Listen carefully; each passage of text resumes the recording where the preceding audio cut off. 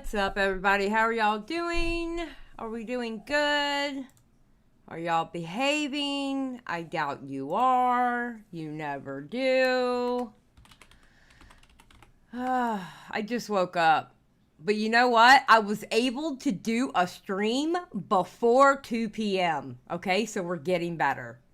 All right? We are slowly getting better. Shit. Yes, exactly, Janelle. Baby steps. Baby steps. I'm working, so I have to behave. True, necromancer. Unless you were me when I used to work, and I never behaved.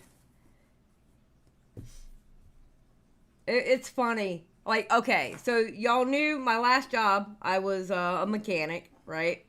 And so shop full of men. At one point, I was the only woman in there. By the time I left, there were, I think three. I think it was three others.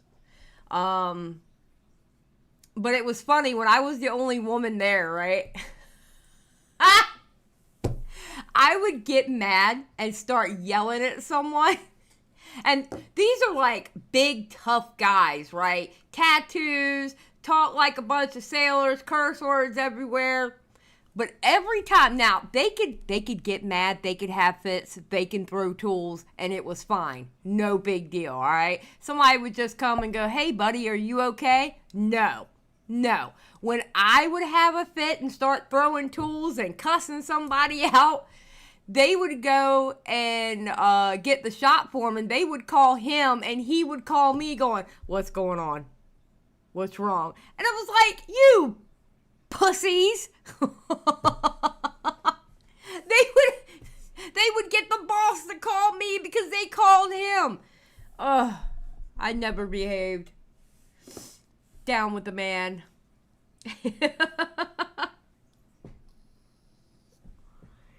It was so funny seeing a bunch of men reacting to a woman getting upset. Like, good God. Why? Oh, okay, I know what I was looking at. When I had a bad day mechanicking, the shop cleared. Mechanicking? Is that even a word? But true. Yeah. Asterati, women do fight. Dirty as hell. My favorite tool of choice to throw was a pry bar. And it wasn't a short little pry bar either. This bitch was like 3 feet long. There were our walls. The wall that I was up against in my bay was concrete, and there were chunks of concrete missing. Yes. It was funny. Well, they shouldn't have. Listen. They shouldn't have put the dead rat in my toolbox. Okay. They shouldn't have done it. Just saying. As soon as they did that, all bets were off. Okay?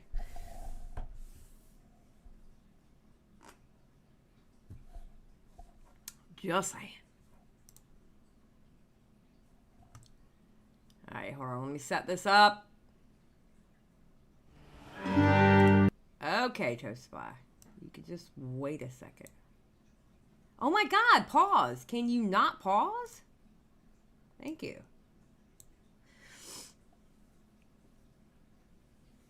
Ugh. Okay. Now, we're going to get into this. Before we get into this, because I know like half my audience is not from the commentary community, put a 1 in the chat if you know who John Swan is. Put another number, I don't give a shit if you don't know who he is. I mean, as in, I don't care what number you put. I just want to take a tally of who knows who John Swan is.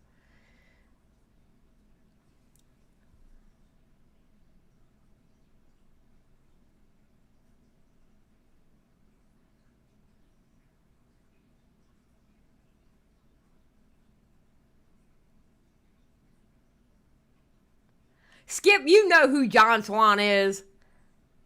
I don't know why you're trying to lie.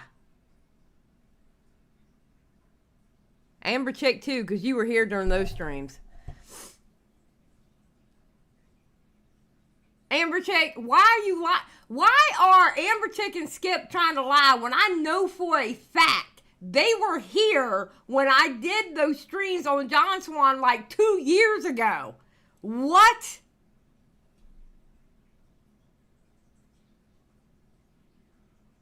Last time I ever asked y'all a serious question. Last time. Never doing it again.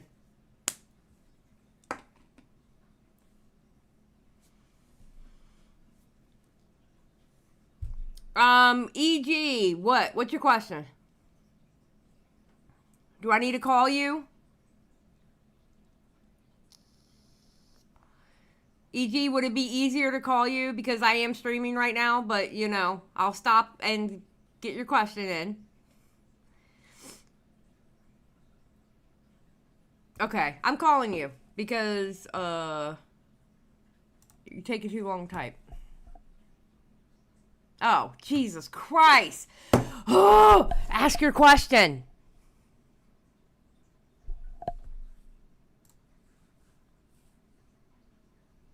Jesus. Okay, so we're going to sit here and we're going to wait for EG to ask his question, you know, because that's what we do here. You know, we're here for the people, you know. Never mind, you have a docket and, you know, you want to go over a video. Where are you going to call out Keem for not hiring Becky? For not firing Becky? Where are you going to call out Keem for not firing Becky? EG lately, do you know how Keemstar works? Do you, okay, seriously, do you know how Keemstar works? Great, good, and it's a serious question. I'm not even trying to make you look dumb or anything, but do you know how Keemstar works?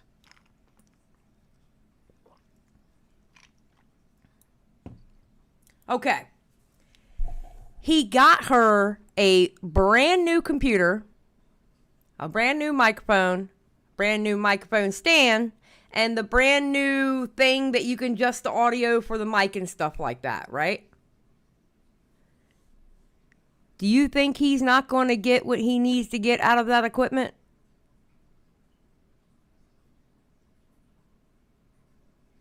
Do you really think that? Mixer. Thank you, Neon. So, knowing that about Keem, do you really think I thought that Becky was going to get fired?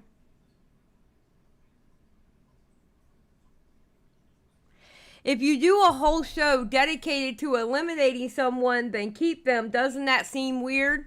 Again, EG, do you know how Keemstar works? It's called content.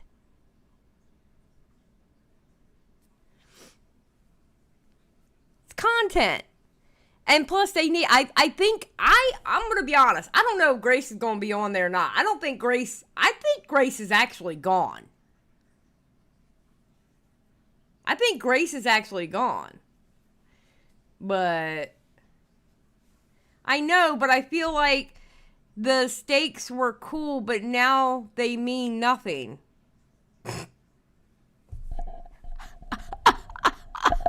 Welcome to covering Keemstar and his shows. Okay? That's how they work. Okay, EG, okay. God bless it. I hate that you're at work because I wish I could call you. This would be easier if I could just talk to you. EG, were you around during the Keemstar show days? Did you watch the Keemstar show? I need to know. Did you watch the Keemstar show?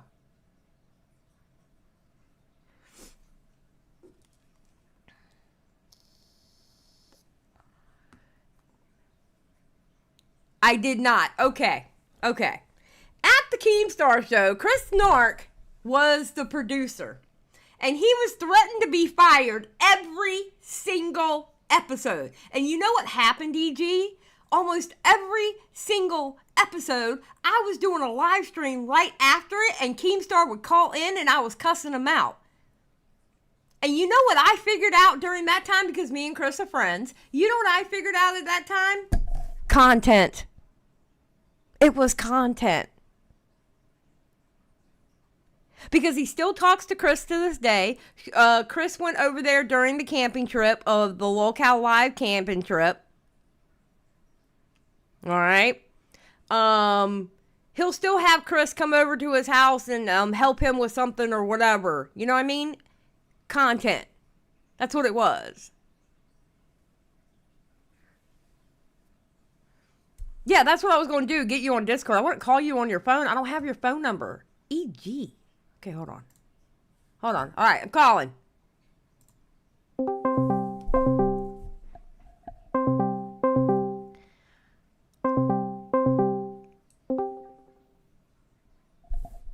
Do you not know Keemstar? Hello? Hello? Can you hear me? Yes, I can hear you. Okay. Yeah, so here's my complaint, Xylie. It was so cool. Like the whole build up and the elimination and everything like that. I thought it was really neat. And like everybody was celebrating and like all this shock and awe about how Tina last second changed her mind and wanted to keep Grace. And then it's like this big, like, well, what do we do now? You know, it's like the stakes were high. And then out of nowhere, he's just like, okay, well, we're just going to keep Becky anyway. It's like, you just lost such a interesting concept of eliminating Becky, but then you just decide to keep her. You know what I mean? EG, entertainment. That's all it is. It's content. That's all it is. I know. Once you learn that about Keem, you just flow with it. You just completely flow with it. Like, I can't stand Becky, but I'm going to be quite honest. I think Toxic was right last night. That's exactly the reason why Becky needs to be on that show, is because people hate her so much. Because everybody loves Tina. You need the antithesis to Tina, and that would be Becky. Yeah, I know. And remember, I just thought that was like a really cool moment. How many times did he fire Boogie? I know. So it seems like he's almost like reaching back into a bucket. And I feel like when you were on the show with him, you had asked him, so are you keeping Becky? And he was drunk, so I think he was kind of slipping a little with behind the curtain. But he was like, I don't know what we're going to do. But I feel like at the same time, you were like, but you just did a whole show about firing Becky. Yeah. Well, yeah, that was my way of calling out his bullshit because I knew what he was doing. Yeah. And that's I was like me calling out his bullshit without saying, you're a liar. Because, I mean, I know what it is. It's not that he's lying. It's entertainment. You know what I mean? He spent all this money on this woman. Do you think he's not going to get the content out of it? At the very least, like milking her for it, for having her come on the show or something, even if she's not an actual cast member. He's going to get the money out of that equipment. Yeah, I know. I'm just, and it's your fault, Xylie, because you turned me on to Locale. It's not my fault. By the way, I think it's 10 times more entertaining than Locale Live, because first off, Tina is a fucking legend, and she's so cool, and I don't know, like, it's so weird that Foodie Beauty found her way into this situation where too. There's money, Foodie Beauty will find her way there. All I know is I got to go up there. All I know is I got to go up there and cuss her out and get on her a little bit and take my jabs at her. And you know what? One of my life missions have been fulfilled. I got to be in a call with Foodie Beauty and get on her. Yeah, I thought that was a great content. She came in there and just got straight up attacked. Tina, I don't know where she gets these one-liners from, but it's almost like she could write a whole book about just, she's old, dissing people. She's old. She's old and bitter. She's lived a lot of life. That's where she gets the one-liners from. Okay, Skip. Okay. Keem do be fibbing. That's true. Keem do be fibbing, but they're fibs. They're not like straight up lies. They're just for entertainment. You know what I mean? It's kind of like when we were trying to figure out who Xylie Get Biased was. It's like when we were trying to figure out who Mama Misogynist was. I knew who it was, but I was stringing y'all along for the entertainment. Yeah. I get that. I'm with Skip, though. Keemstar be fibbing. It's like I know that he got Becky on, but like he should have played it out longer and like really made her beg for her job back. It was getting And I stale. don't know if it It was getting, really. yeah, it was getting stale. That was like the third live stream in a row. It just for me it gets to a point like where you just can never really believe whether or not what's happening on the show is actually going to happen. And it's kind of like because I we were all like I remember watching the Becky stream, and the whole twist with Tina was really cool. And if anything, like he could have maybe kept Becky, but maybe just be like, okay, we'll stay off the show for a couple days and then have her come back in like some interesting way. uh but the whole Grace thing too is so strange. Okay, think uh about it. Okay, I wait. Hold on. Think about it. You think it should have dragged on longer, right? just So a if pinch. you keep dangling it in front of your audience, don't you think your audience is going to tune in next time to see if Becky's there or not? Yeah, and I know Keem knows this stuff way better than me. I'm just simply speaking as like a fan, and you know, it's almost like okay, well, we all voted. I feel like, and Becky is obviously the most hated person on that show. So like people are gonna tune in just to troll her, which I'm sure Keem understands that. I'm new to all this, Xylie. So I'm just kind of voicing my opinion, and I just feel like that was such a great moment. But there's no stakes now. There's no Okay, stakes in the show. So if Keem fires someone, wait. Have you ever watched wrestling? yes, I love wrestling. Okay, so you know what kayfabe is then, right? Yes, I do. That's Keemstar.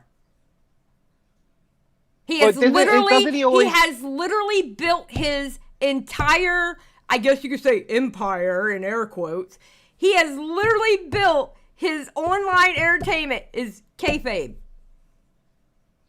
But doesn't he always say that it's not kayfabe on his show? Yes. Doesn't he always say like Yeah, everybody they says say this the is same fake? thing It's in not fake. wrestling. They say the same thing in wrestling. Yeah, Yes. I know. Yeah. And far be it from me to judge Keem. I'm working on a video right now, kind of talking about this whole situation, and I I just feel like when you're in that call with him, you kind of wanted to call him out, but you also were like, oh, well, I'm just I'm on No. his show. He's my friend. I don't want to blow up his spot. But like you're like you just fired her. You just fired Becky. Now she's here and she's like talking about how she's gonna. She's insufferable, by the way. I was doing that because Becky was in the call. I was taking shots at her through Keem. That's what I was doing. I was taking shots at her through Keem. I was basically saying, Keem, what the fuck is she up here for? She's useless. I was taking shots at her. I wasn't Yeah, I feel taking like you shots could at find him. I was a taking shots at her. I know. I feel like, she was I don't understand why she's on the show. I mean, I guess again, the only thing I can think of is that she's trolling. She's there to be trolled, but she doesn't really bring anything. She Neither kind of does seems like Boogie. like that whole situation with her and Grace, where she's trying to get Grace kicked off the show, actually seemed more like she was showing why Grace should be on the show. I'm gonna be honest. Okay, so this is my honest moment about this situation. Okay. It would be great to have Grace on the show. Grace would be amazing on that show. The only thing that worries me about Grace being on that show is Ben. And it's not just because he'll walk behind the camera. I don't give a fuck about that part. All right? I don't care about that part. It's just what Ben does and how he acts when people, quote unquote, disrespect him. That's the part that worries me. But Keem's got good lawyers, so. Yeah, and Amber, she hasn't done anything personally to me. I'm just simply, as an audience member new to this stuff, I'm just simply asking Xylie questions that I would personally be interested in knowing. And I know Xylie's way more tuned into this, but no, Becky hasn't done anything personally to me. As a viewer, though, I feel like there could be a better person on this show. And I personally, again, I'm just putting it out there. I think Xylie, you need to be the Tard Raptor. I think you That's need to just be my personal quiet. opinion. I think you need to be quiet. All right. Well, Stop it. You and everybody else, shut up. I am not going to be the Tard Wrangler on Locale Queens. I don't know how many times I have all but done a tweet saying this. I am not trying out for that show. I don't want to be on that show. I do not want to do it. What I do want to do is milk the shit out of them and make my own money where I don't have to cut it with anyone else. That's what I want to do. Shit. I know, but you were born for this I role. was You were not born for this I role. was born to be a lolcow. No, you're like the Tommy C. You're the one who's not the locale. You're the one who's like making fun of the locales. Listen, I find it funny that people are literally fighting to be a locale in the first place. Okay? Why? Has locale lost its meaning or something? I don't understand it. I really don't. Like, why do you want to be a locale in the first place? Well, I think that's Keem flipping the script once again and making locale a very valuable. Yeah, like but people who become locales on the internet make money. money. Yeah, but it shouldn't. They don't, bro. They shouldn't. I don't know. I'm not trying. No. No, I'm good. I'm good. Well, all right. Well, that's just my opinion. I think you'd be great on that show. I mean, when you were on there, don't like think so. I would tune in just to watch you curse off Feudy Booty every Listen, week, I'm going to be honest with you. I don't want to deal with antis. And there's a lot of antis in that audience. And I don't want to deal with antis. Because you got to understand, all right? If you get locales up there, you're going to get their haters in the audience, all right? You know what antis do? Antis docs, antis, what else do they do? What is it when they SWAT people? They call CPS on people. They call every freaking federal agency you could think of on people. You know, I know I don't want to deal with that. That's why I won't be on a show called that. No. I mean, there's plenty of reasons why, but that's one of them. I think Keem's taking the Jerry Springer approach to this whole thing and just, mass chaos, like a train wreck that you just can't look away from. Yes. I think it's going to work. And there's your I think Locale Queens is going to be bigger than Locale Live. Bro, and there's your explanation for Becky. You just worked it out in your own head. You just worked it out in your own head. That's exactly the explanation for Becky. Yep. Okay, let me ask you, do you personally think that Grace has some weird thing going with her dad? I want your opinion. I don't know. I'm on the fence. I'm now dead ass serious because I've done plenty of streams on Grace. I mean, I like to tell her when I get a chance to talk to her, I like to, do the daddy dick jokes with her.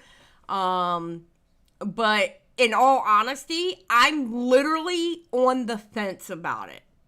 I've talked to people who've logged her. I've talked to people who know the story, and I get mixed reviews from everybody, and I'm like, shit, I'm literally on the fence that if it came out with definitive proof that yes, it did happen, I wouldn't be surprised. But if it came out with definitive proof that they were trolling this whole time, I wouldn't be surprised either. I'm literally on the fence for it, to be honest. It's during the elimination show when Becky was unloading that whole docket of things she had against Grace. She had that clip of her brother, and Grace was like, "Oh, my brother hasn't seen me in 2 years," and then turns around and says that stuff about her brother. And then Lynx was like, "No, don't be like that." And she goes, "It's my brother. I know him." So it's like, okay, well, if you know your brother, don't you think your brother knows you? Like, why would he say that if he didn't really, have an inkling that was going on? That's my main. You should watch FPS Diesel's. You should watch FPS Diesel's video on Grace on the Thorpe. Yeah, I'll have to check that out. I like FPS Diesel. And I've done research and stuff like that, like me, because Matt Pitt is the one that wrote the video for Diesel, and we did research. And there was another time when Darius IRL, I think it's Darius IRL. He went to meet Grace, and he was talking to Grace's brother and Grace's mother on the back porch or whatever. and the brother started telling Darius about the situation between Grace and her father. And Grace, instead of saying that's not true, that's a lie, she kept saying we didn't do anything illegal, which prompted us to go and look at the laws of incest in Rhode Island. And then we found out that not only in Rhode Island, but also in New Jersey, it is not illegal for incest. And I believe Rhode Island was the one that they only had to be 16 years of age or older. So, yeah. She never These lawmakers are into some weird stuff. She never said that did not happen, that's a lie. She just kept saying, we didn't do anything illegal. So I don't know. I don't know if they trolled it to a point and they needed it to stop because of him going to court, or it's true. I don't know. I won't take a definitive stance on that. It shouldn't be like this situation shouldn't even be this confusing. You know, it should just be plain simple. No, I've never done that. But you're right. The way her wording is almost like, and the fact that she won't separate from her dad, no matter how hard Keemstar tells her to, tells me that there's something weird going on there. She can't. She's financially strapped to him because he funnels all his money to her. Well, at one point, I don't know how it is now, but at one point he funneled all his money to her so he wouldn't have to pay child support because he didn't have any of the money. I also think that Keem's right in that he's going to use Grace to get on this show, to use it to prop himself up more by doing weird shit during the show. Yeah. Who do you think told Keem that he would do that? That was me. Yep. Yep. Yeah, I know. I watched the whole thing. I don't know. I told him behind the scenes, I was like, bro, what are you doing? And Becky got all the wrong clips to show about Grace. She went at it at the wrong angle. But, yeah, it is what it is. Grace is the easiest one to kick off because he didn't have to buy anything for Grace. Yeah, but here's the problem. Like, Grace is great on that show. Like, she would be perfect for it. And as a male viewer, like, she's nice to look at. Let's just be realistic about it. Like, I feel like, you know, guys would tune in to look at Grace and her little outfit she puts on. But that's not enough to overcome the weirdness that's going on with her father. And it's like what? It's so confusing. It is such a complete mind fuck of a show that I can't not look away from it. Yeah. Yeah, that's what's so good about it. I hope Low Cal Queens does good. I really do, but I mean, I don't know. We'll see, because it is a bunch of women on the internet, and I don't know. I don't know how well it's going to do. I don't know. I hope it does great. I really do. I hope it does fantastic. What are they going to talk about? Are they going to talk about like the same stuff Boogie and Wings talk about, like drama, or are they going to? Maybe they should take more of a tea approach. No. Why? I don't know, because it would be like give like the audience something different. Tina's not tea. And the audience, if they're going to if they're going to funnel, okay, think about it. If they're going to funnel their audience to the Low Cal Queens, how many of that audience is going to stay to listen to tea? Yeah, that's fair. They're not. No, they should be educated enough in regular drama to be able to talk about it. Yeah. I mean, drama is Team's like safe spot, so I guess, you know, stick to what you know. I guess that makes sense. Yeah. And it would be interesting to hear if the queens have different takes than the cows regarding certain dramas. So yeah, I guess it makes sense in that way. I mean, tea subjects every now and then would be fine. It just depends on the tea subject. Like, I'm gonna be honest, I could give two shits if Jacqueline Hill came out with a new palette or not. Bruh. I mean, been there, done that, not doing that again. But if they catch James Charles again, I'm going to tell you what, right here, as Xylie Gets Real, we will be talking about it. I'm just saying. You know. Not to change subject, but did you see the Jay-Z stuff that came out? Yeah, I'm waiting to see what's happening.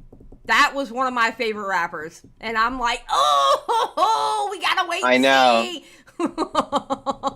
It was like a knife to the heart. I'm like, why, JC? Why? Like, just everybody who's around Diddy just seems to be like getting stuck to a like sticky Well, mousetrap. they're You going know, to. they're all That's what getting. happens. All right. Anything else about But Lolcow Live? no, I just, Oh, it's gonna be wanted to just Lolcow bring Queens. up that. I It's. just wanted to bring What's up up, that it sucks complexity? that. Yeah, I know that everybody's like in the chat saying it's not that deep, but I just kind of felt like that was a cool moment, and it just kind of feel like it just got taken away the But very next that's night by but being like, well, Becky's still on the but show. that's the roller. Okay, see, here's the thing about Keemstar. Okay, Keemstar is like a roller coaster. All right, believe me, I have dealt with this man for what, a couple years now. All right, the man is like a roller coaster. And sometimes you're going to take some loops. Sometimes there's like, you're going to go very steep down. And then sometimes it's a slow crawl up the hill. Okay. He is literally like a fucking roller coaster. And the only thing you can do is go, yep, that makes sense because it's Keemstar. Yeah. Becky's still on the show. Yeah. Yeah. Makes sense. It does make it harder to talk about No, trying it to do doesn't. content because Not at everything all. switches up. So, No, well, if you're not at trying to like take it from a realistic approach, I guess, like if you're, like, oh, Becky got kicked off the show today, and then the next your video comes out, and all of a sudden no. she's on the show. It's like, okay, well, that video makes no sense now. Yeah, but the thing is, you just do it. I just do it in live streams, and I just hype up whatever's going on during the moment. Like Yeah. we did the whole 4 hours last night. It was me and Now recording. Okay, we dual streamed last night, right? I knew the entire time. I'm thinking to myself, and when I say I knew, I didn't know behind the scenes. Okay, I don't talk to Keemstar behind the scenes like that. We're not friends like you think we're friends. Okay. But I knew, knowing how Keemstar works, I was like, yeah, Becky's still going to be on there. I knew it the entire time. But I'm hyping it up like I don't want Becky there because I can't stand Becky. I can't stand her. She's like, ugh. Yeah, I'll have to kind of like, I guess, adjust my expectations of it. But Yes! Just go with the ride. yeah, Just get on that roller coaster and just ride with it. That's the only thing you can do. Just get on the roller coaster and ride with it. That's I it. just, I don't feel like it helps the everybody who says the show's like fake and stuff. I just think it hurts those like the claims against that because They I know it's say kayfabe, you but do know they okay, it's not scripted. It's because okay. Complexity says the inconsistency is the best part. It's like internet Jerry Springer but with Spurgs. Holy shit, Complexity. That was the perfect way to put it. Good. That's amazing. You did great. Yes, that's exactly what he said is exactly what it is. Okay. I'm yeah, going to tell she you summed something. it up nicely. When I met Keemstar, all right? I'm gonna tell you now, and it was something that I always thought about Keemstar, but I saw it in real life, okay? Keemstar, he uses his ADHD like it's a fucking superpower. Okay? And you know what comes with ADHD? Changing your fucking mind on a dime. And you know what else comes Yeah, with I'm like super ADHD? ADHD. You know what else comes with ADHD? When you get mad, you say one thing, and when you calm down, you take it back. That is Keemstar. He is literally, ADHD is his superpower. Literally. Literally his superpower. I saw this man doing Yeah, three maybe things at one time. I need to use my ADHD for good. You can just ask Blue Jay in the chat. She knows my streams are just me, just someone bringing up something and then me trailing off for. What, you like how I'm supposed to be doing a reaction to a John Swan video and I'm in the call with you right now talking about Lolcow Queens? It's You mean addicting. something like It's a that? really I cool. mean, you know. Mark my words. I think that Lolcow Queens is gonna be bigger than Lolcow Live. I think Tina is gonna be a frigging superstar. Good, and I hope Tina gets everything she deserves. I like Tina. I really do. I like Yeah, Tina. she plays the role well. She knows exactly what she needs to do and what's expected of her, and Absolutely. she does it perfectly. Absolutely. Honestly, as a content creator, I'm learning more from Tina than anybody else. Yeah. She just does her role, and I think that that's inspiring. Yeah, absolutely. All right, well, I gotta get back to work before I get fired. Yes, I would like to get back to work Xylie. too. Thank you for calling in. I appreciate it. You're very welcome. Anytime. All right, I'll talk to you later, EG. I got Ray on the show tonight. That should be fun. Oh, yay! Tell Ray I said hello. I will. All right. All right, see ya. Bye.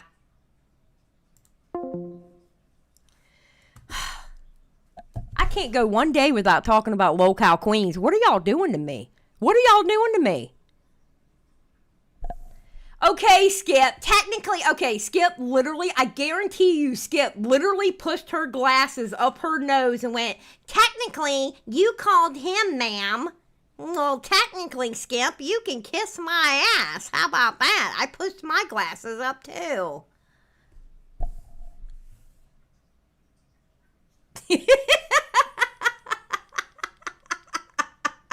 Well, literally. Well, actually.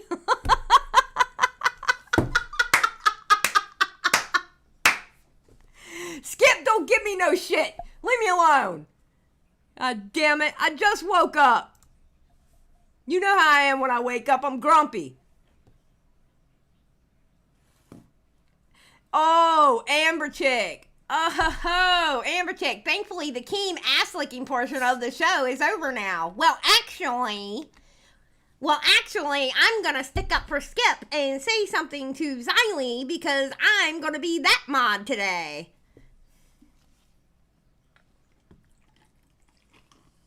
Poor EG. Okay, listen. Poor sweet summer child. Poor EG. You can't take that shit serious. You never know what's gonna happen with that fucking show. You know? I love you too, Amber Chick. And I love Skip. I love you bitches. Alright. We're gonna watch this John Swan video now. Alright? Are we okay with that? Can we do that now? Is it possible we can watch this John Swan video? Oh, wait. Let me change up the... There we go. That's better. Alright, put a 1 in the chat if you are ready to begin. If you do not put a 1 in the chat, I'm going to hide you from the chat. Just know that right now. Put a 1 in the chat if you are ready to begin. Any other number gets you hidden.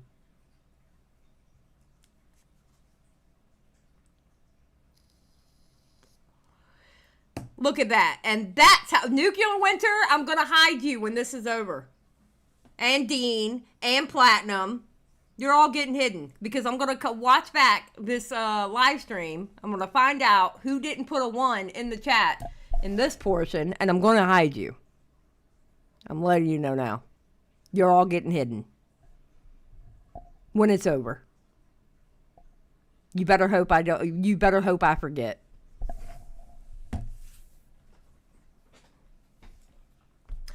Alright, so, all y'all know who John Swan is, so I do not have to... Well, most of y'all know who John Swan is. I have not seen this video yet. I do love me some Toastify. Toastify is a good kid. He's pretty cool. We are part of the... We are part of the hashtag Burnt Toast 2025. Operation Burnt Toast. Because we have to cancel him because next year he's going to be making a bunch of retrospectives of all the drama that happened this year and he'll be making all the money. So we're going to have to cancel him. I don't know for what yet, but we're going to have to find something. Okay? We got to find something on Toastify. So, it's a retrospective, Skip. The video is called How John Swan Destroyed His Career. Can't spell. Can't read. A World of Lies. So, here we go.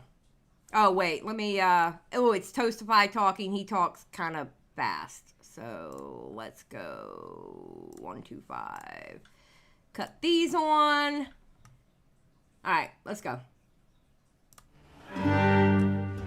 Every tragedy begins with a hero, and the fact that John Swan's rise and downfall is so fascinating is a testament to how good of a hero he was. Starting out ridiculed by others, John rose to the top of the commentary genre within only a few months. It was the right amount of talent, quality, and presentation that captivated everyone. But then...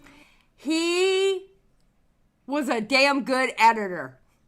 And John Swan was the one that you went to about copyright issues, and apparently, oh God, what is his name? He, basically, he was the sound guy. He was the guy that if you needed to fix your mic for, like, sound or whatever, he was the guy to go to. Like, he knew the specs. So... Where did it all go so wrong? I had a good take. It looks big. It looks massive. Jagger, I will show you what real blackballing looks like, because I will make sure no one ever works with you in any serious capacity. I had a good take. That's a yes. You need it. And I still stand by his technicals video to this day. His Zero video, I still stand by his Zero video to this day. I don't care if he got canceled for lying and all the other stupid shit he got canceled for.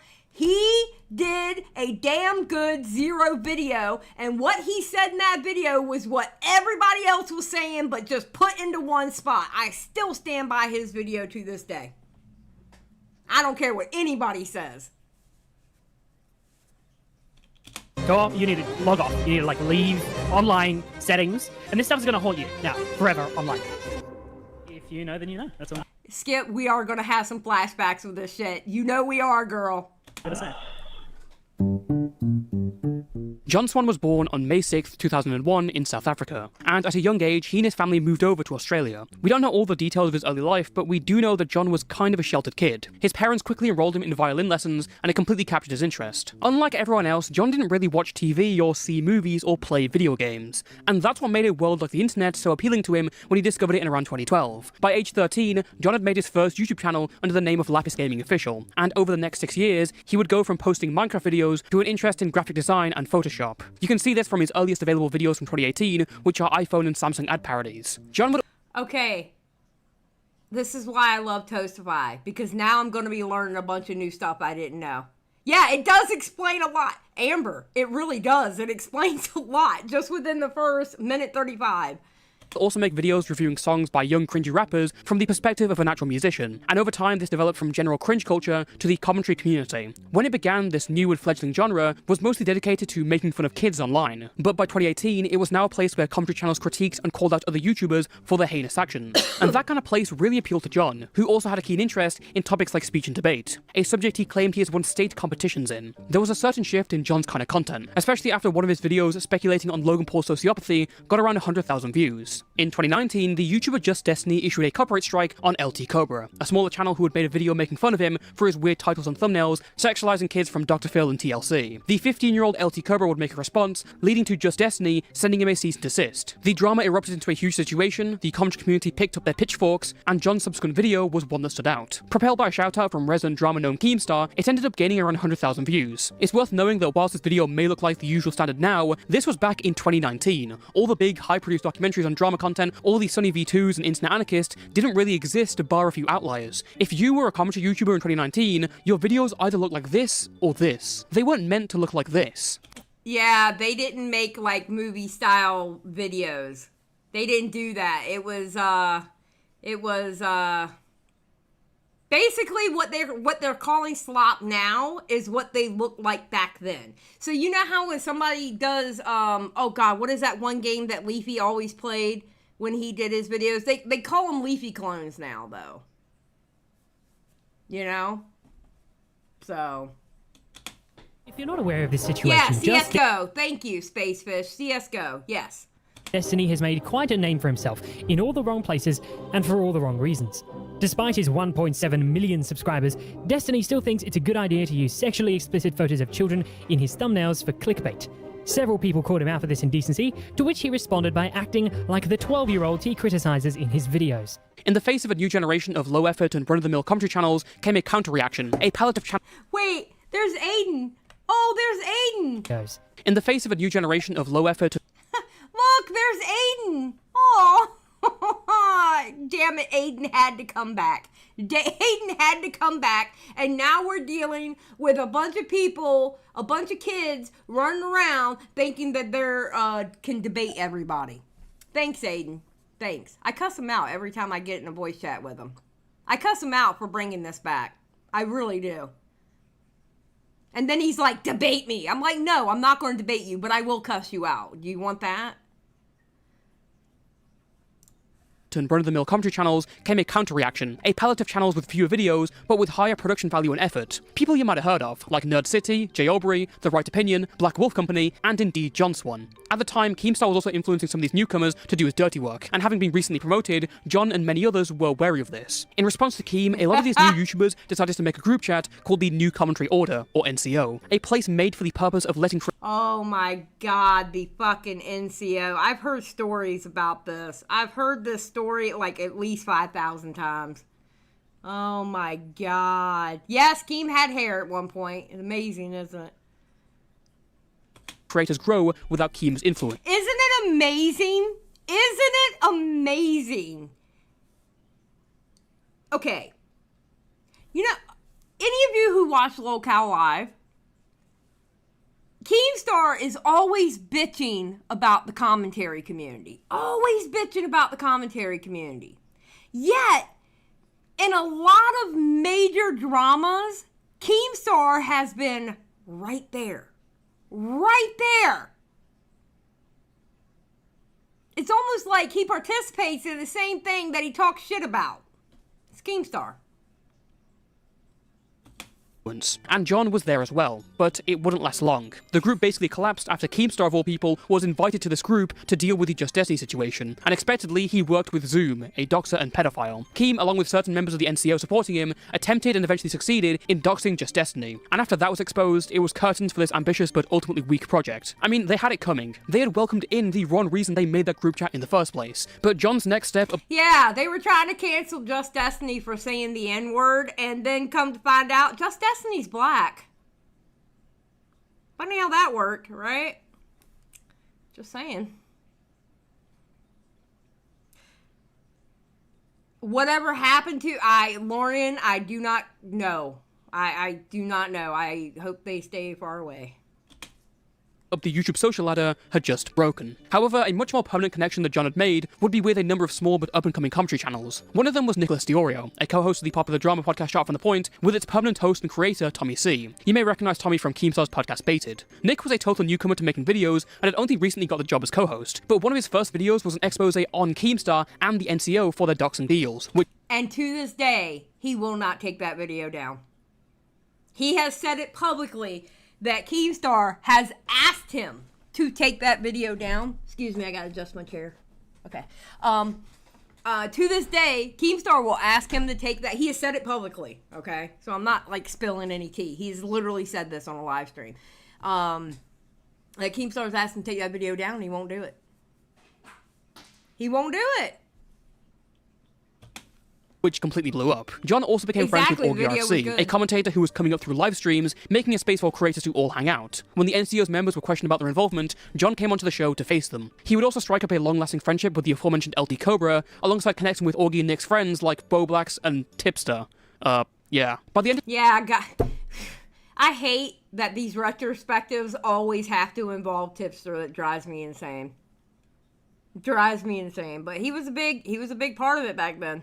2019, John was in a pretty good position with a lot of friends. He had even bagged himself some work as an editor for The Right Opinion and had made a couple of appearances on his videos discussing proof for fake DMs and his knowledge on copyright issues. He had also started working for different projects, such as the Pescator channel, which was meant to be a competitor to Keemstar's Drama Alert. But was Johnson respected as a creator, or merely just admired for being a good editor? He was definitely talented, but some of his arguments, like his posturing over the process of creating reaction commentary, definitely didn't resonate with others. Okay, hold on. But where exactly is the harm in clickbaiting to children? Children pay bills. That's a dangerous mentality, one that is legally and morally sketchy, moving into Jake Paul levels of insanity. Nerd City debunked the legal aspects of this relating to children's broadcasting in his video on Jake Paul. And whilst everyone was covering drama situations in one of the most crazy years for drama, John set out to make a humble documentary about the game Minecraft, the game that he'd started his YouTube career playing. John was relentlessly mocked by others for such a decision, and when it didn't perform well upon release, he went back to covering drama. Ironically, since then, the video's gone on to gather 1 million views. So what was John missing out on? What was going on in early 2020? You tried to do the FBI, it didn't work! You tried to do the police! Oh, God, Onision. Onision! The one person, like, I literally know YouTubers with a couple 100,000 subs that they, to this day, will not talk about Onision. They refuse. And at one point, from what I'm hearing, because I think I only covered Onision once. All right. But from what I'm told, it got to a point talking about Onision, you got an instant yellow $sign and not a green $sign. It was like it was instantly demonetized talking about him. Didn't work. So instead, he resorts to the paycheck. Of course, Onision, famously hated YouTuber from back in 2015, who was under constant fire from resurfacing allegations of grooming and pedophilia. Onision's extensive history of derangement was the subject of interest for literally everyone. Reddit wine moms, Tumblr users, many YouTubers, Chris Hansen of Dateline NBC fame, and The Right Opinion, who was working on a massive series regarding Onision. But he had to face facts. Onision was a deranged sociopath loser who probably did groom those kids. But the coverage from Chris Hansen and multiple other YouTubers that were milking the situation, they were all outright saying that he was going to jail. That was far from the brutal truth. Grooming is technically not a crime in the US, and any of the crimes that his victims were alleging had a lack of evidence and based itself more on testimony. In fact, the best way that Onision would have realistically gone to jail is from him destroying the wetlands outside his house. Yep. And Chris Hansen, I remember watching the Chris Hansen live streams, and I remember Augie, when Chris Hansen would go live, Augie would stream snipe him. It was funny as hell. They would stream snipe his ass. Apparently the rumor is that when making his Onision video, The Right Opinion knew that saying Onision isn't going to jail was controversial, even if it was right. So rather than stating it himself and getting a potential hit to his reputation, he decided to hand it down to John, and John took the opportunity with open arms. He made a segment which is now on a video that has over 4.5 million views, and John's willingness to stand on an opinion like this in the fire of vicious opposition definitely earned him a lot of respect, especially with those who'd become disillusioned with the insane campaign fueled by Onision's ex-Xylie and the anti-O's, as they call themselves. Going after Onision was one thing, but going after others and saying they're associated with him because they're criticizing how the whole situation is being handled is something else. Do y'all notice how Nick always catches the crosshairs of people? He is always catching the crosshairs on people. I bet you he feels weird if he goes 2 weeks without somebody saying his name trying to get at him. Literally. DN22, but isn't memes under Hassan? Okay, Hansen tweet. I don't know what you're saying, DN. So where was John's next project? Was it further into the Onision case? No. Instead, he decided to reach out and restart a dead drama that he had missed out on from last year. With around 300,000 subscribers, Suzy Lou appeared to be just another blade of grass in the vast field of reaction YouTubers who stare at other videos with their mouths open. But what separated Suzy from the rest? It's true, though. It's true. When she was reacting to stuff, she was literally just like, just watching it. She didn't even react. That's not a lie.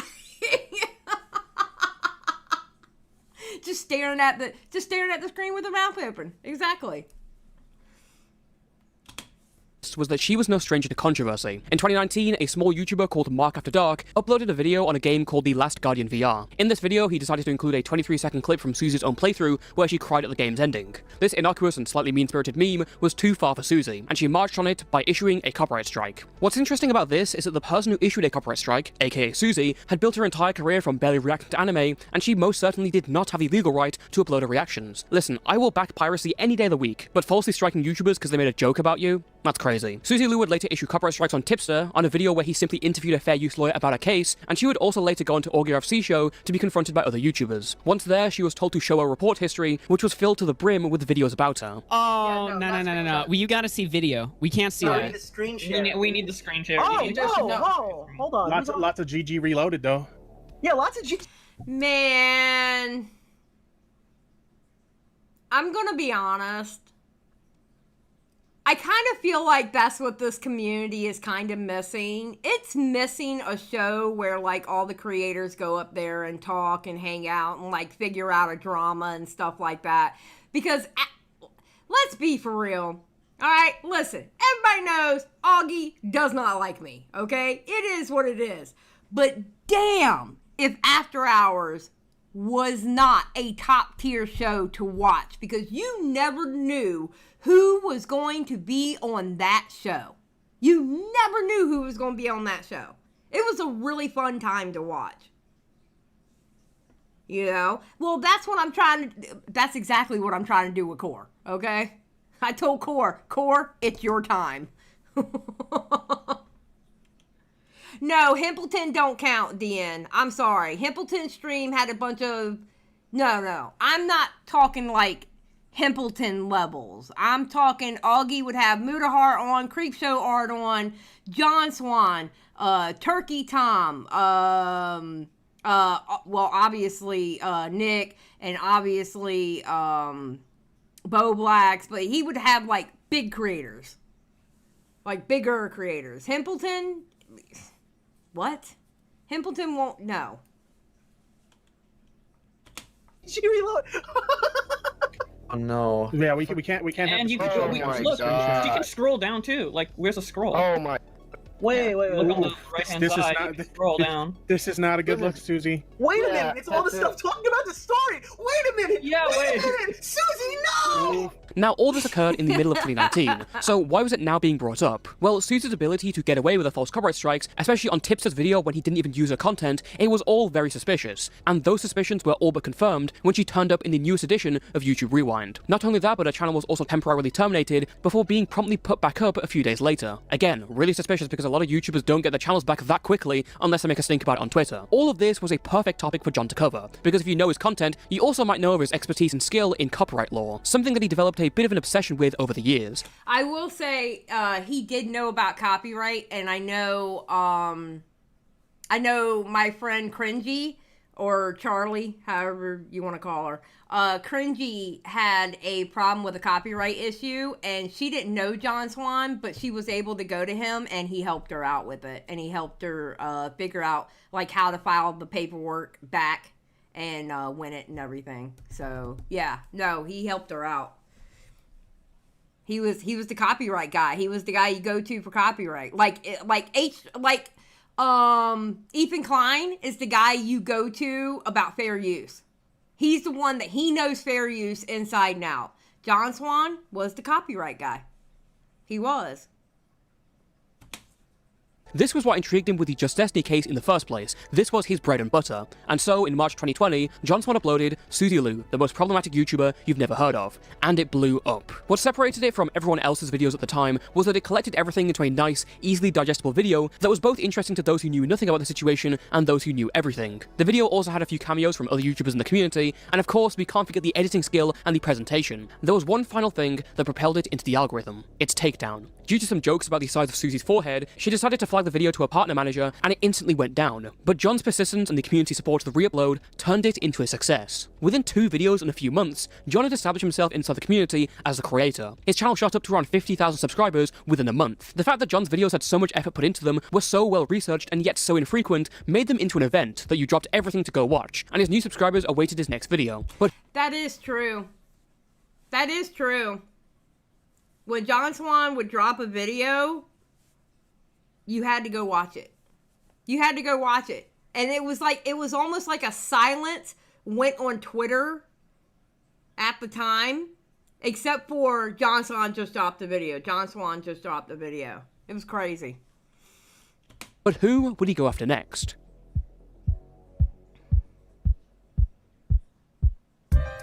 To get the context of John's next video, we need to rewind back to 2019, the height of the Onision situation and the many YouTubers spearheading the hate train against him. One of them was Chris Hansen. Wait, the Chris Hansen? Yes, that Chris Hansen, the one known across America and possibly the world as the guy with the show where he baited child predators to houses and caught them with their pants down.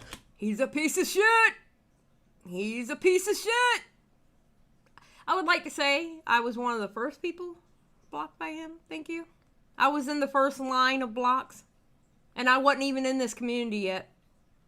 Both figuratively and sometimes literally. So, wait, what on earth is he doing on YouTube? Well, to answer that, you gotta first ask what happened to a show To Catch a Predator. Chris Hansen lost his spot on Dateline NBC after one of his pedos shot himself when the police came, followed by a $105 million lawsuit dropped on NBC, and then a scandalous affair with a young news reporter. Over the years, Hansen looked to the internet for a new lease in his career's life, and used Kickstarter to restart the show under a different name. And hey, he got a new job on TV, and the show started getting predator catches. But Hansen's many supporters were promised things for their support. Stuff like t-shirts, mugs, hats, the usual. Eventually in September 2017, Chris bought $13,000 worth of merchandise and paid for them with a check, but Hansen's checks bounced. And in early 2019, Hansen was in serious trouble. Not only was he arrested because of his bounced check that paid for the merchandise, but the arrest revealed that he was in over $1.4 million worth of debt. Thankfully for Chris, the Onision wave had rolled into an entire tsunami, and it captured his interest. Chris started looking into the case, and was soon doing regular streams with massive turnouts where he interviewed integral people to the Onision case, like victims, prominent YouTubers, and former affiliates. Having the guy known for catching pedos...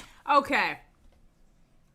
You know, I look back at him talking to the quote-unquote victims of Onision, and then he started going into Dobby Vanity, and I'm gonna be quite honest.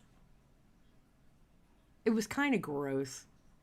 If you go back now and listen to it with fresh ears and you hear how he talked to them, he was milking them. He was milking them, and it's kind of gross to go back now and hear it. You know?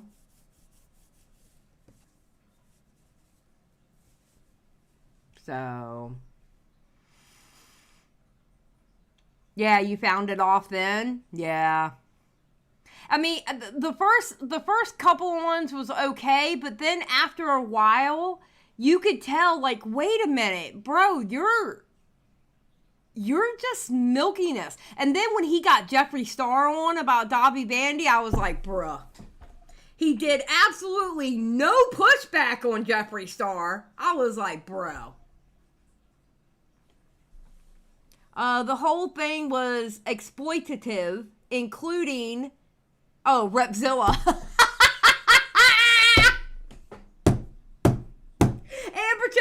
Amber Chick stood 10 toes down and said, I said what I said. I didn't know who, listen, it's been so long since I've talked about Repzilla, I didn't realize who the turtle was. And then it hit me, Positivity Turtles, that's Repzilla.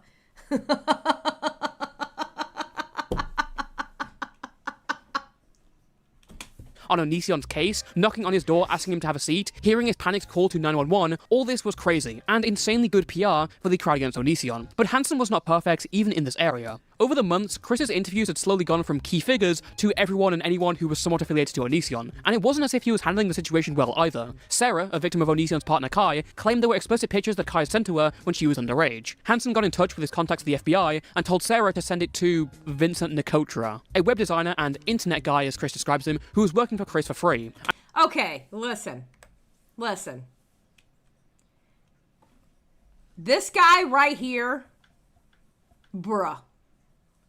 I look at him and I go, used car salesman. That's what I think when I look at him. Used car salesman. He is going to try to sell you that 1982 Pinto or whatever it was back then, because ADHD, I can't think. And he's going to tell you it drives like a Lexus. Okay? That's what I see when I look at this man. I'm not going to lie to you. He's got a Buick with your name on it. Damn right, Amber Chick. Yeah, he does. Vincent Nicotra, a web designer and internet guy as Chris describes him, who was working for Chris for free. And contrary to Sarah's belief that it had been sent to the FBI, the laptop was actually just sitting in Vincent's office for months. Vincent himself was going crazy on Twitter, posting people's doxes and sending this to Chris. Chris, this has gone far enough for the trolls. Sorry to ruin your New Year's Eve, but I'm taking matter into my own hands with a f***ing N-word troll. That's right, I said N-word because this troll is a f***ing N-word. This is not up for discussion and debate. My family is attacked. Maybe if I got paid, I'll be more calm and talk to a shrink about this bullshit. Whoa. So it's nice to hear that this laptop was in the right hands. As a result of this meltdown, Vincent was fired, and Chris got in Mike Morse, an attorney from Detroit. And another guy who's got a bridge in Brooklyn to sell you. This dude right here. Yeah, top-notch people you're dealing with there, Chris Hansen. Top-notch people. Detroit, who was dealing with a number of sexual assault cases against him. And as time went on, Chris appeared to become way more desperate for money and would try and get it any way he could. Promoting scams like a dodgy cleaning product that claimed to kill the coronavirus during the height of the pandemic, advertising for the campaigns of anti-Semitic politicians, or promoting a phone sold by the family of Pablo Escobar, which was just a Samsung reskin with a bumped up price. He would also be putting up a cameo and reading pretty much everything. I hear you've gotten into the Epstein pilot program. And plugging an anti-scam book made by a known con artist. Furthermore, when Chris finally had the opportunity to interview Onision himself, something he'd been building up for this entire time, he fumbled. He placed too many checks and monetization barriers, and Onision slipped away elsewhere. All this had been building over the last few months, and was finally compiled when John Swan uploaded these 2 videos looking at Hansen's history and his various scams. John's Hansen videos felt like he had leveled up his editing and storytelling to a higher degree, with one of them having 3... Okay, listen, that was some damn good editing. You can say a lot about John Swan. John Swan and his army of 15-year-olds sitting in a Discord fucking with people, okay? You can say a lot about John Swan. But the one thing you can't say is that boy didn't know how to edit a video. He's a damn good editor. You know? Oh yeah, the cameo stuff is hilarious. He would literally read anything. That idiot. 3 million views as of today, and at the end of his second video, John teases a mysterious part 3, but part 3, whatever it was, would sadly never come to fruition. Nope. Alongside Vincent Dakota and Mike Morse, Chris added another affiliate to his team, a stalker and doxer named Anonymous Gene. Gene would start posting the doxers of Onision and his family, and would engage in harassment campaigns against those critical of Hansen's work. And Hansen would be there with Gene privately, you know, they were friends, they were talking in the DMs. When John posted his first video, Gene posed as Onision and tried to take the video down with a false copyright strike. This was stopped by none other than Onision himself, who stepped in and said that he was being impersonated. And from there, it really escalated. Gene went from harassment campaigns and false claims about John botting to probably being responsible for a temporary mass Twitter banning of Chris Hansen's most vocal critics. It literally, that at that time, and again, I was an outsider. I was not in this community yet. I think this is, Skip, I think this was the time period that you and I were just not really in a community. We were like ride or die by ourselves. I believe this was the time period we were just like getting out of the community we were in. But it was getting hairy for them over there because of Anonymous Gene. It was getting really hairy. People were getting doxxed, people's accounts were getting suspended. It was getting rough.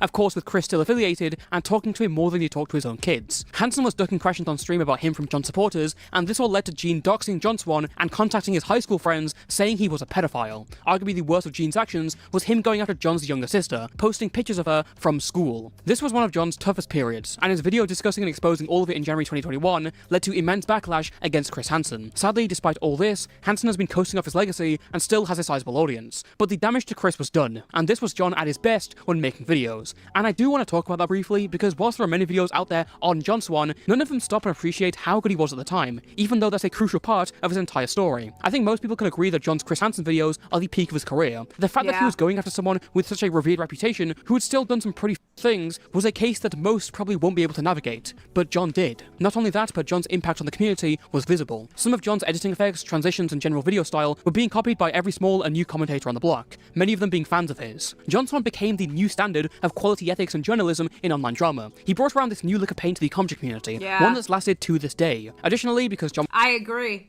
I think his style of videos really made everybody up their game. Even if it was by little edits and you couldn't quite do what he did, it still made people want to do more edits to their video.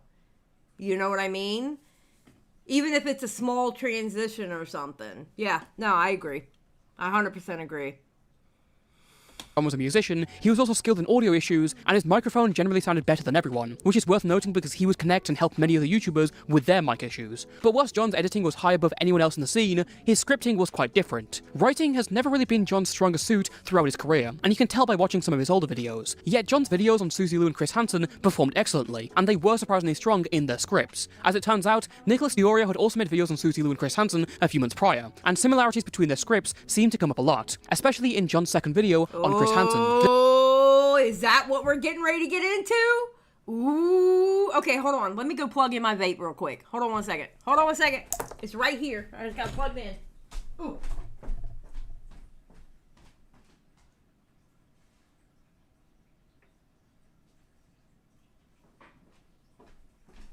And this is why I usually have 2 vapes. That way one runs out of battery, but I don't have 2 right now. I only have 1.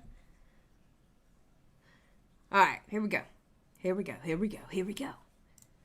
This wasn't a collab like later projects, this was a claim of plagiarism. A claim that John had been copying parts of Nick's videos. If these people sound like they were born yesterday, that's because they actually were. The Nano Vapor Biotech website was literally registered from GoDaddy.com 1 day before the stream with Chris Hansen. If it seems like these people were born yesterday, that's because they probably were.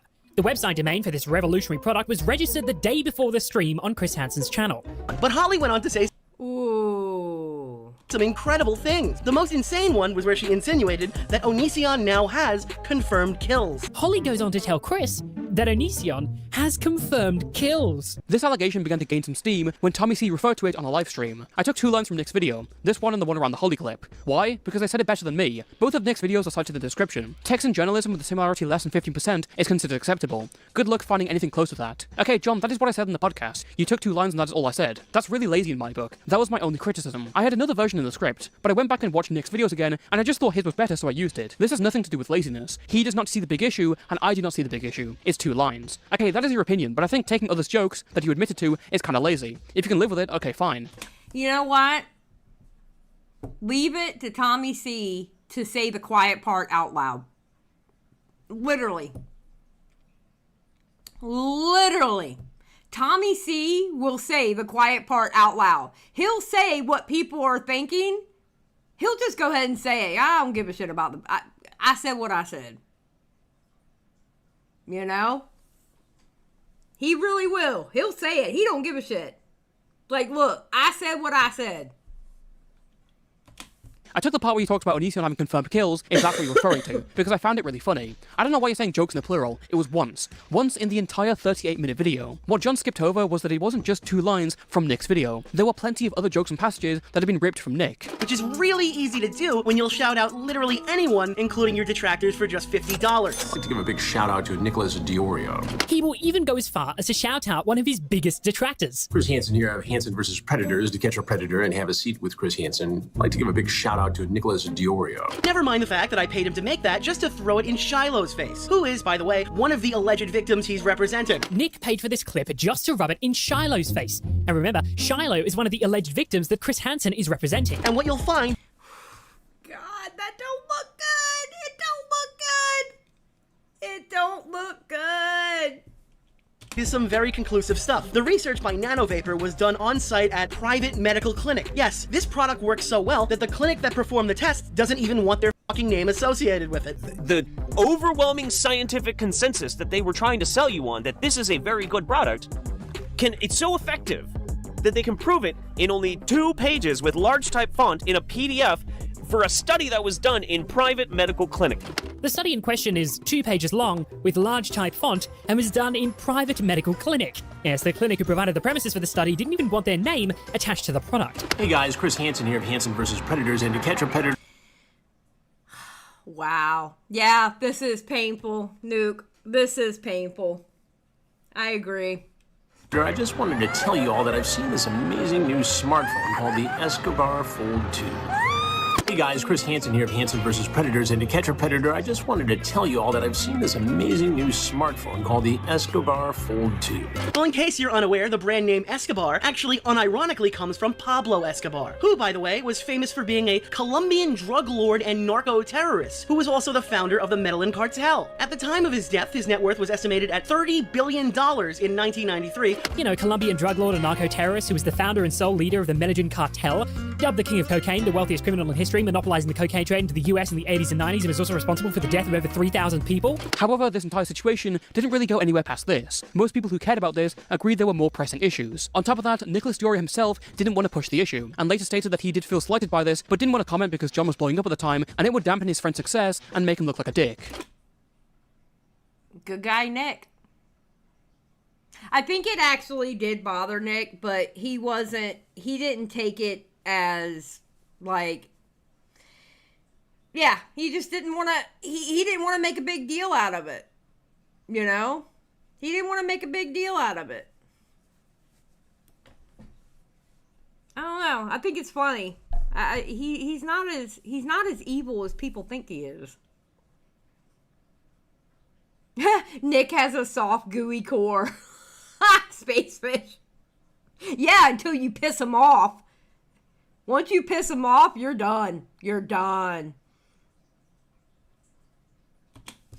And back when this happened, like, I felt awkward about it. I didn't want to say, like, holy dude, my friend is stealing from me, okay? I don't, because, I mean, that sounds pretty gay, right? I don't want to be the guy on Twitter who's being like, oh my god, because John Swan was a big, successful YouTuber at the time who was pulling in, I don't even think the combined views on my 2 videos were 200,000. This video did 800,000. So until John's whole life and career ended, there was no way for me to argue about this without sounding like a petty bitch who was, like, jealous of his current success. And that wasn't the only issue with John Swan. Hey, commentary community, I'm outside right now, touching some grass. I think you guys could all take a little bit of advice from that. Remember, the internet isn't as serious as you may think it is. Oh, okay. And this is when John Swan's head got big. Every time I see the touching grass video, like, okay, I take it as a joke. That is funny. Haha. But it's like there's an air of arrogance with it that just made me cringe so bad. Amber Chick! I remember that video. That little bitch. You may think a lot of the things hold more weight than they really do. Try and get outside. Touch some grass sometime. Though John had elevated himself to admiration and fame, he seemingly kept hanging around and f***ing with smaller commentary channels. I know there's a saying of never forget where you came from, but John was directly interacting with these people and getting involved in situations he really didn't need to. After his initial blow-up, his actual next target was none other than Raintism, a small commentator who'd been doing YouTube for 10 years just for the result of a measly 400 subscribers. Raintism was a bit of a lolcover's day in 2020. After being made fun of by John and a couple of others after he was defending another commentary e-girl, long story, Raintism went off and tweeted hours later that John making fun of him had led to a heart attack and he was in the hospital. This is something that he later admitted to faking. John would end up milking Raintism for all that he was worth in a stream and a video on his second channel, mocking him and his leaving Twit longer. Again, whilst it's absolutely fair to make fun of a guy like Raintism, the fact that John had gone to the extent of making this much content about a total nobody is worth noting. Another small commentator who John got involved with was Elucid. One side primitive short video essays with flashy lights, and the other side just being a typical run-of-the-mill commentary YouTuber. Elucid and John Swan didn't really know each other, apart from John helping Elucid in a false copyright hit against his channel in mid-2020. The connection is because Elucid was accused in late 2020 of pedophilia. The allegations seemed to be strong, but within the same day of the Oh, I think that's when the pedo accusations ramped up. Wasn't 2020 the year that the pedo accusations started ramping up? And they were passing out pedo accusations like Oprah? Isn't that when it started ramping up? Yeah, it was the year of the pedo. I think 2020 was year of the pedo. I think. being published, John Swan started up a stream intervening. Within an hour, he and everyone else had concluded that the current evidence against Elucid was fake and unreliable, and everyone's opinion on the situation turned instantly, which is yet another testament to how much impact and influence he had on the community. Interestingly, something that barely anyone had picked up on at the time is that John's logic to disprove the evidence was totally wrong. The entire idea revolves around the fact that the Instagram UI was wrong, which is incorrect, and the iPhone screen recording had massive spikes of lag, which is totally normal for the hardware. Elucid was essentially falsely cleared by John, but the most well-known case of John fucking with small commentators is Pieman. Unlike Raintism, who always hated him, and Elucid, who didn't really keep up with— Oh god, Pie Girl. Oh no. Oh, I forgot about Pie Girl. I remember screaming to high heaven. Well, back then it was Pie Man. It's now Pie Girl. But I remember screaming to high heaven and hurting my hand hitting the desk over what he said to that kid. I remember having a fit about that one. I do. I remember that. with him, Pieman was a die-hard fan of John Swan and his content. He had started his career with a huge 3-hour video. Amber Chick says, I believe you broke a mic around that time. Yeah, because I think that was one of the times that I got like super loud and I think it fucked up my mic. Yeah. going over the career of LT Corbett or Soph, an old commentary channel, and it was an impressive achievement, especially for someone who was only 15 at the time. On Twitter, you can see Pieman regularly interacting with John's tweets alongside his other friends, and when John later made a request asking for parody exposed videos on him for stream content, Pieman answered the call, and his video was the first to be featured by John, and that decision was intentional. Did he have the best editing or writing in the world? Not really. But what matters about Pieman is that he was a young kid and you could tell that he was putting his heart into making videos. However, things went... And the thing about... the one thing I specifically remember about Pieman is Pieman said that he really looked up to... I believe it was Pieman that said he really looked up to John Swan and wanted to do videos like John Swan. And you saw it because you could see the editing style was trying to be like John Swan. It was actually kind of sad back then. To last. It begins, as all online tragedies begin, on Discord. In one of the many small commentary Discord servers out there, Pieman met a Twitter user inside the community called IMAlexStan69. Pieman and IMAlexStan hit it off and quickly began flirting with each other on Discord and Twitter. Keep in mind, Pieman was 15 at the time and IMAlexStan was 13. Or at least... Yes, Skip. Yes. Skip said, didn't Pie end up being a massive weirdo, like a gay op gone terribly wrong? Yes, Skip. Yes. But at the time, okay? To be fair, at the time, none of that happened, and I was going off what was going on at the time. So don't at me. Check your lipstick before you come for me, okay? Go back to that video and check that date. Thank you. Thank you. That's what Pieman thought, until someone later informed him that IMAlexStan was actually 12. In response, Pieman said that it now felt really weird, but at the same time, knowing that her age was lower than he thought actually turned him on more. Expectedly, the screenshot was then leaked to the public. Yeah. Initially, this was met with a lot of ridicule, as you would imagine, but the situation was derailed when John Swan and his friends came in and began berating Pieman as if he were a pedophile. He was 15 years old, the girl was 12, he was talking a bunch of... You know what? I'm not getting upset about this. I refuse. Toastify, you are not doing this to me today, okay? I am not going to get angry about this all over again. All I'm going to say is he was 15. He was 15. That's it. That's all I'm going to say about it. They did outright say he wasn't, but their treatment of him and the other tweets implied something very different. Now, did Pieman deserve being called a pedophile? No. To be clear, what Pieman said was incredibly weird, but he was again only 15 at the time. It was hard to pin him down as a vicious predator. He was just being cringy. He was being cringy. He was being like, ew. Ew, boys. Ugh. You know? Threatening children, when he was also a kid and a social reject who hadn't even talked to a woman in real life, let alone a relationship. Have you ever spoken to a female? Like, this is a genuine, like, do you know? I'm gonna be honest. I have not had, I'm gonna be honest. I've not had an actual conversation with a female outside of Twitter.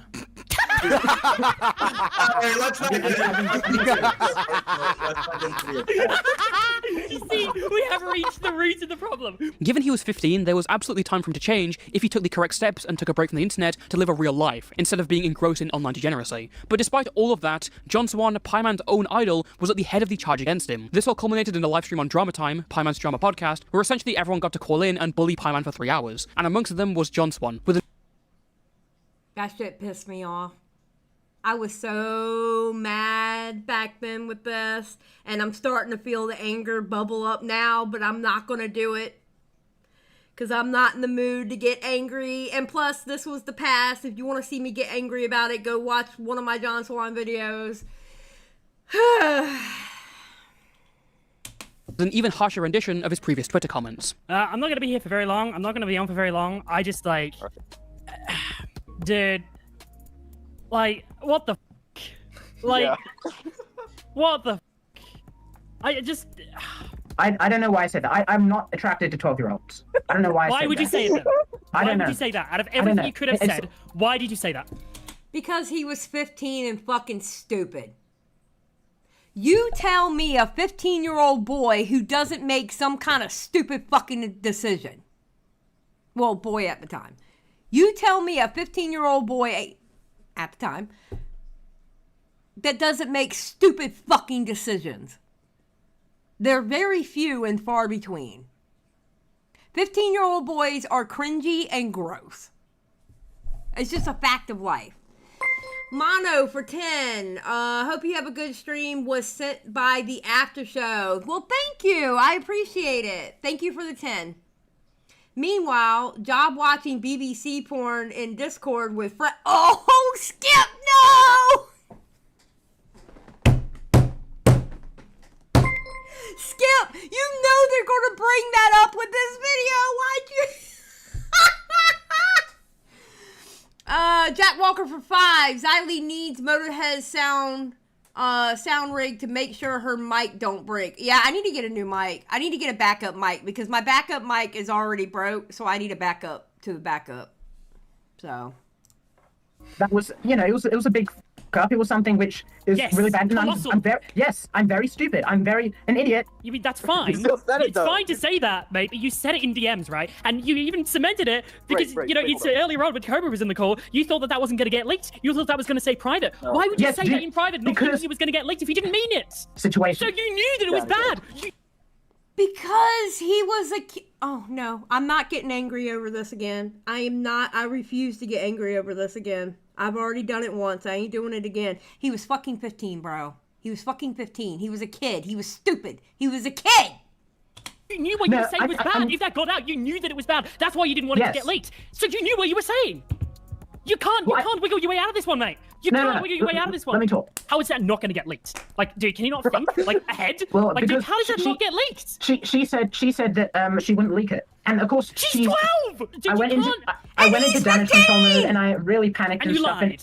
Yes, I lied. That was really bad, and I don't have an excuse for that. But if you legitimately feel this way, you need some help, right? You need to go. You need to log off. You need to like leave online settings because you cannot have a public platform when you've admitted to this stuff. And this stuff is going to haunt you now forever online. Like you've said that's come out. People are always going to know. You've tweeted some very horny tweets before, which is really. You know what's fucking funny though? Here's the funny part about what he just said to Pie Man. All right, this is always going to haunt you. In actuality, it's haunted John Swan. Hasn't haunted Pie Man or Pie Girl now. It's haunted John Swan. Literally. Yep, famous last words. Strange. And I unfollowed you. That was partly the reason why I unfollowed you a few weeks ago. Looks like I dodged a fucking bullet there. And it shows that you don't have self-restraint and you can't think before you speak. You don't have self-awareness. And those are important traits to have if you have an online platform. I don't know if you can save yourself here, then. Like, this is something that's gonna be with you for ages, and you need to get it sorted out. I don't even know if you can come back. I don't know if you should. Unsurprisingly, this wouldn't end well, as after the livestream, Pieman posted his suicide note to Twitter. Thankfully, he would survive as his parents intervened and got him to therapy, and the situation entered a mellow lull. People felt as if they had taken stuff too far in the heat of the moment, but John retold the story in a very different light. You'd think by now that the YouTuber with 100,000 subscribers would just leave this frankly irrelevant alone once it got too serious, but he didn't. To his stream viewers, John said that Pieman was weaponizing his life to get out of the situation. But at the end of the document, he said, I might just upload my next video and then myself. And I'm just... It came out later. Okay, well, those weren't genuine. That wasn't a genuine thing. He, literally, turned around and said he's fine. So he tried to weaponize a suicide attempt to try and make us feel bad about him saying he was being attracted to a 12-year-old. John also said...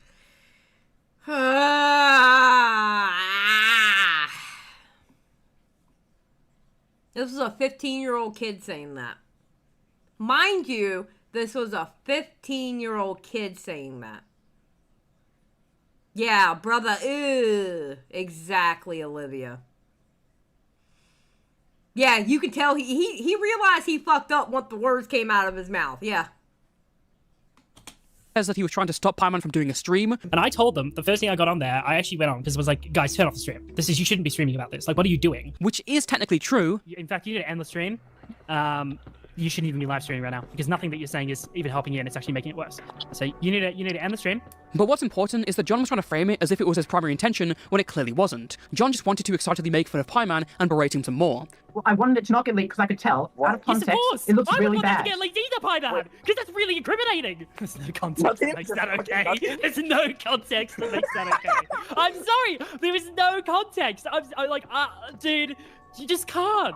Much later, when Pieman uploaded a video asking John to apologize to him, John would hop onto a Lucid's livestream and laugh at the video with a bunch of others. I think I provided enough information to prove that John is not perfect. He has made mistakes. Mistakes deserving of an apology. This is why I want everyone who watched this video to tweet #apologize John Swan. What the situations with Raintism, Elucid, and especially Pieman say about John Swan is more of a reflection of his ego. Again, let me make it clear that in all cases, he never had to get involved, and he genuinely could have just ignored them. It wasn't like a major story or a major point against him was even being made. Even with someone like Raintism, who had directly accused John Swan of bullying him into a heart attack, he had already rescinded his claim by the time John had made his stream. At least with Elucid, he thought he was clearing a false allegation. And with Pieman, it just doesn't make sense, especially when you consider that Raintism and Elucid were both adults, whilst again, Pieman was 15. Why would John do this? Is it some sort of a thrill or a sense of power from messing with these people, bullying them around and facing no repercussions because they're nobodies? This kid's continually... See, that's one thing I never understood, is, between the Discord army of 15-year-olds and, like,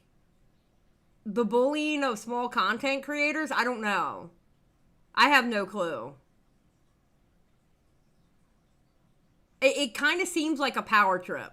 I'm gonna be honest. It seems like to me a power trip. Been like ratioed by bigger YouTubers, like more like I like John, but like I'll say his name. John like has been going at this kid for a while. The poor kid DM'd him something, or it might have been somebody else. He's like, "Can you lay off?" Here's the deal. Here's my stance on that. All right, here's my stance on that. Small with no influence. What's up, attack him. Low-hanging fruit. When it's actual allegations, and when the kid is already like off the edge anyway, like, and you're trying to throw real, it's just like, all right, this is just gonna f you over in the future. Or whatever. I have no issue if people are ratioing the kid or whatever, just making fun of him or whatever. I can't take a stance against that because that'd be inherently hypocritical from my perspective. But you gotta calling the kid a pedo is a lot different than, you know, just making fun of him or just goofing on him or whatever. You know, there's a little bit of a difference between that.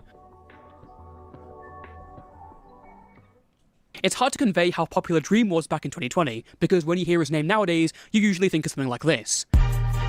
Oh god, we're getting ready to go into the Dream shit. Oh no. Oh no.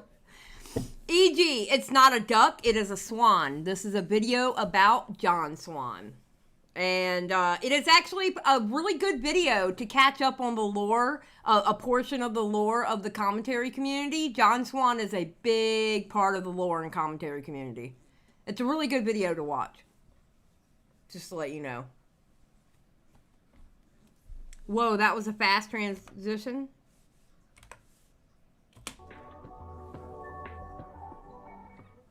It's hard to convey how popular Dream was back in 2020, because when you hear his name nowadays, you usually think of something like this. I'm in love with the minors. But back before all the allegations...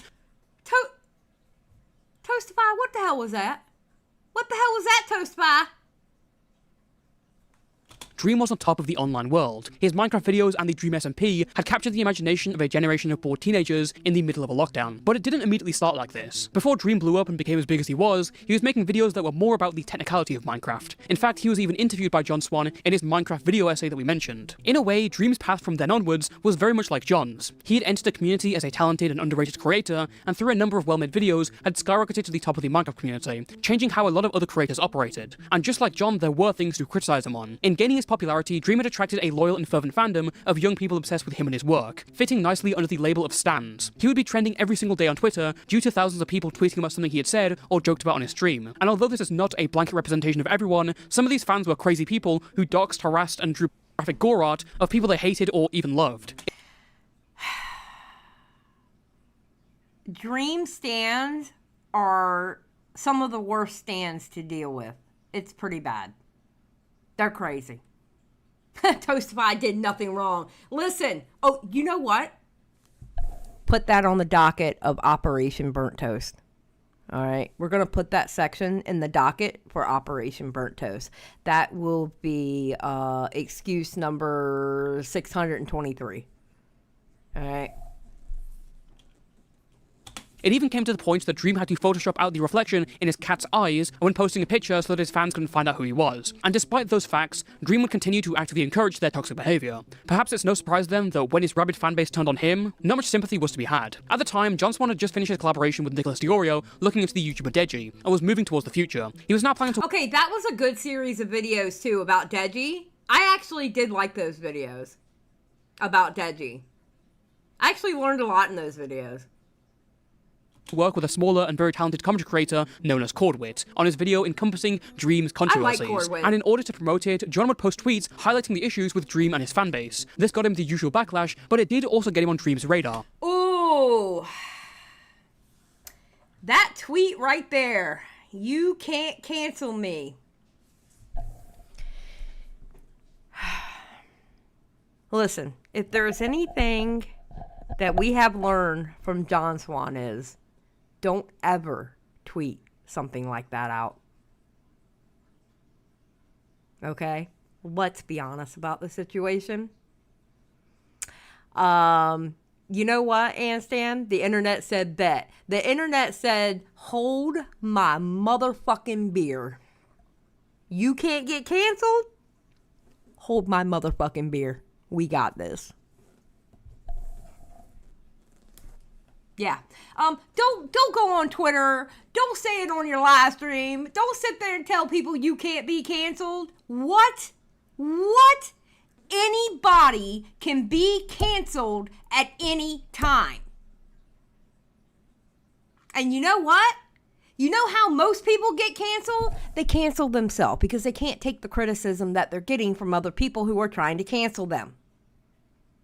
And they get into their own head and they stop making content. They don't, all you have to do normally, all you have to do is push through it. Just push through it and do what you got to do. If you got to take accountability for something, take accountability for something. You got to apologize for something, apologize for something. But if you stop making content, you canceled yourself. And Anstan says, and then you end up on your channel doing a 5-minute video e-begging. Exactly. And after a post in which John was gloating about his recent Twitter growth, Dream... Morgan says, isn't Xylie on Twitter hypocrite? No, because I've never claimed on Twitter that I can't be canceled. I have never claimed that, Morgan. That's, what are you... Ooh.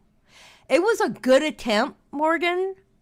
I will say, that was a good attempt, but you kind of missed the point of what I said. Just saying.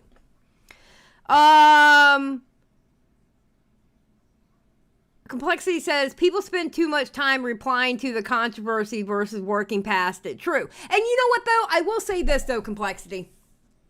Sometimes, there are times you need to say something.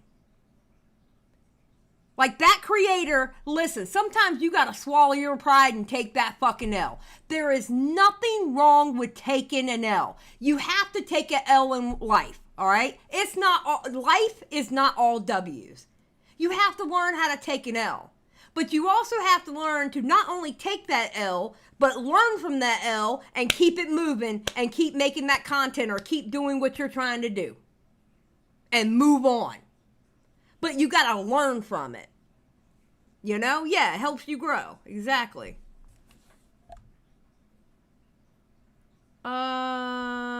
Dream would reply to literally everyone who had even mild criticism of him, and he was so cringe. Oh yeah, Dream was messing up there for a while.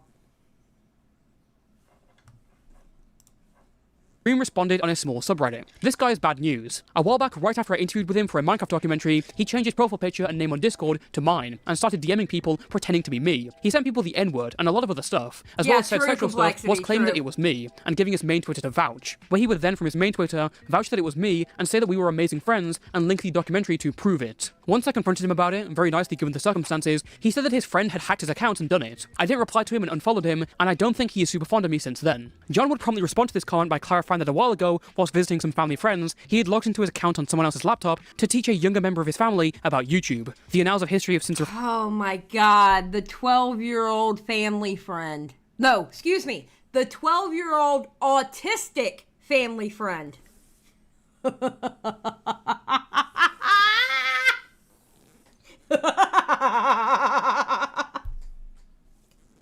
can't believe this motherfucker came up with a 12-year-old autistic family friend.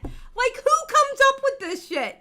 Like, how did you think of a 12-year-old autistic family friend?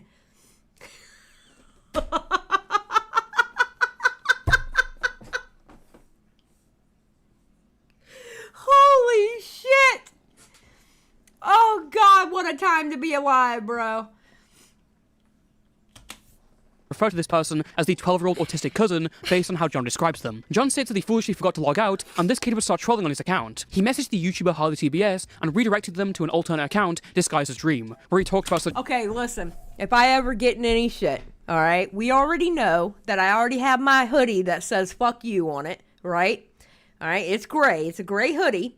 I'm going to be sitting in front of my couch, which is going to be white. I'll put a white sheet on it or whatever, you know, and I'll be sitting on the floor. Alright, and I'm going to bring out, I don't know, I got a country accent. Y'all said I should bring out a banjo, so I'll bring out a banjo, and then I'm going to blame everything on a 12-year-old autistic kid. That's what I'm going to do. And that's going to be my motherfucking apology. And you know what I'm going to do? I'm going to stand 10-toe motherfucking down on Twitter and go, I said what the fuck I said. And that's going to be my apology for whatever shit I get into in the future. Okay?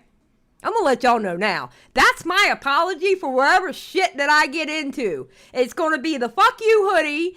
It's going to be the sitting on the floor in front of the couch with a banjo in my hand saying what the fuck I said. And I'm going to blame everything on a 12-year-old autistic kid. I dare you to try to say I'm lying.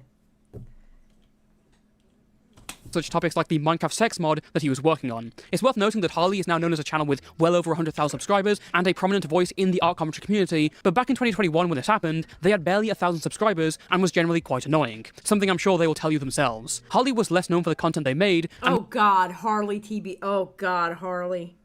Poor Harley. More for spamming friend requests on Discord to any and every big content creator that they got into contact with. As soon as John found out about the trolling, he says he logged down all accounts and spoke to the cousin, telling him to stop and change the account back. Dream didn't buy this, and showed the Twitter messages where he confronted John on what happened. The two went back and forth, and John's audience and friends obviously believed him, considering his credibility. Yep. I'm so sorry about all the Dream-related tweets on the timeline, but I just quickly wanted to add this. Why would I, as a creator wanting to get big on the platform, try to smear another popular creator by creating an alt account and sending troll messages to one person? This just makes no sense at all, optically and logically. Anyone that knows me in private knows I don't do shit like this. But Xylie, he did his due diligence and research so he could lie better. He actually called his autistic friend to ask him how autism behaved. He did. He got a hold of Boblex. And he asked him about autism and how it works. Right before he came up with the lie. Holy shit. Oh my God. It just isn't true. This is a smear, plain and simple. On February 16th, 2021, Dream went live on Twitch to over 300,000 viewers dressed in a detective version of his skin. In the stream, Dream shows the DMs of the alt account supposedly made by the 12-year-old autistic cousin. In this, he points out that the kid referred to Harley's dispute with LT Cobra. So how could a 12-year-old— Okay, Dream's live stream was actually kind of funny because the whole time Dream is live and his character in Minecraft is dressed up like a detective, he's playing the Pink Panther theme song in the background.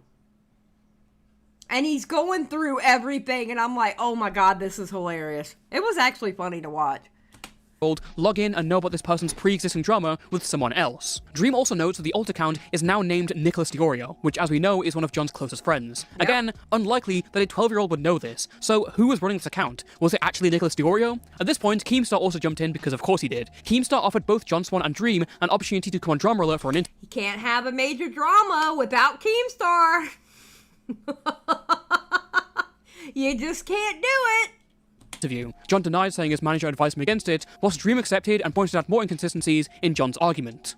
The story just... it doesn't make any sense, and the thing is, there's so many inconsistencies, and something I didn't even mention on my stream, which I think is actually a really big deal, is that in between the time period where he claimed he didn't have access to his account and he got hacked by the 12-year-old kid that he says did it, according to Harley, which is the only witness, because Harley was the one that was being messaged, the account never went offline. So the account was online the entire time between when he claims he didn't have access, and then he messaged them saying he did have access.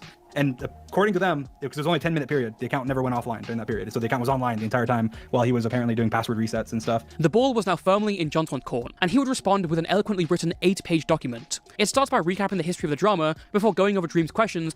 Wait, him putting it... Wait, am I wrong? But didn't he put this whole thing on SoundCloud also? Because I believe I remember it being on SoundCloud. Didn't he put it on SoundCloud also? And refuting them point by point, reasoning that he forgot multiple aspects of the situation. Why did the kid know about LT Cobra and Harley TBS's drama? Well, the day prior, Cobra had sent John screenshots of him arguing with Harley, and Cobra was the last person that messaged John at the time. Why was the account renamed Nicholas DiOrio? Well, Nick had appeared in a lot of John's videos, which the kid had seen, and Nick has a big meme culture around him in the community. And why trust Dream when he's been accused of cheating in a Minecraft speedrun? Now, some of this reasoning might be absurd now, but with the context you can understand why others believed it. Keep in mind, John's last big expose was against Chris Hansen for sending a doxer after him. Dream misunderstanding this incident was probable, and again, most of the commentary community threw their weight behind their trusted friend. The funny part of this, and I guess like the part that really resonates with all the audience, is this just does not sound like something John would do. I don't think I've ever heard John say a slur. I don't think I've ever heard that before. This posh little prick is out there apparently making fake This kid plays the fucking violin, dude. Like he's not. This dude literally played the violin on. He's not gonna. He's not gonna go on stream and be like, "Oh, we don't like it." Yeah, he's not gonna do that. Unfortunately, man. They believe Dream, this massive YouTuber, had thrown John under the bus. Little did they know, John was throwing them under the bus. I remember how pissed Augie and Tommy was when they found out John lied. Oh, yeah. Yep.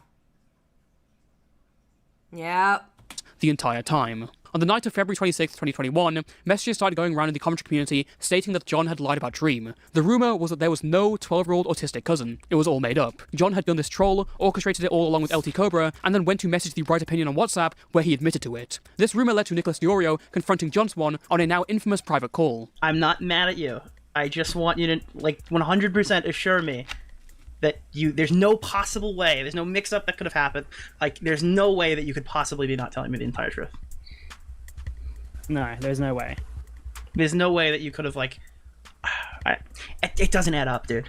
There's no way that you and Cobra were just f***ing around with Harley or whatever, and then you didn't expect Dream to respond, and you just said, you made up something on the spot or whatever, and then you just, you weren't expecting it to ever come back up again, and it came back up again, and it was just a big show, and you just tried to bury it, and then it got bigger, and then you just made a document. There's no way that's what happened. I'm trying really hard here, because Nick... Dude, I'm not gonna go make a video on you, okay? I'm just asking, because I want to know. Because, I feel like I already know the answer, so it's really there's no reason to lie to me. If you know the answer, then you know the answer. So you did it. That's what I'm gonna say. John, come on. I'm not. No, I'm not. I don't know. Who knows? If you know the answer, you know the answer. That's all. Do you think they don't have? All right, wait. You think they don't have you saying it? They do. No, they do. No, they don't. No, they don't. John, it's not on his Twitter account. It's on his WhatsApp. No,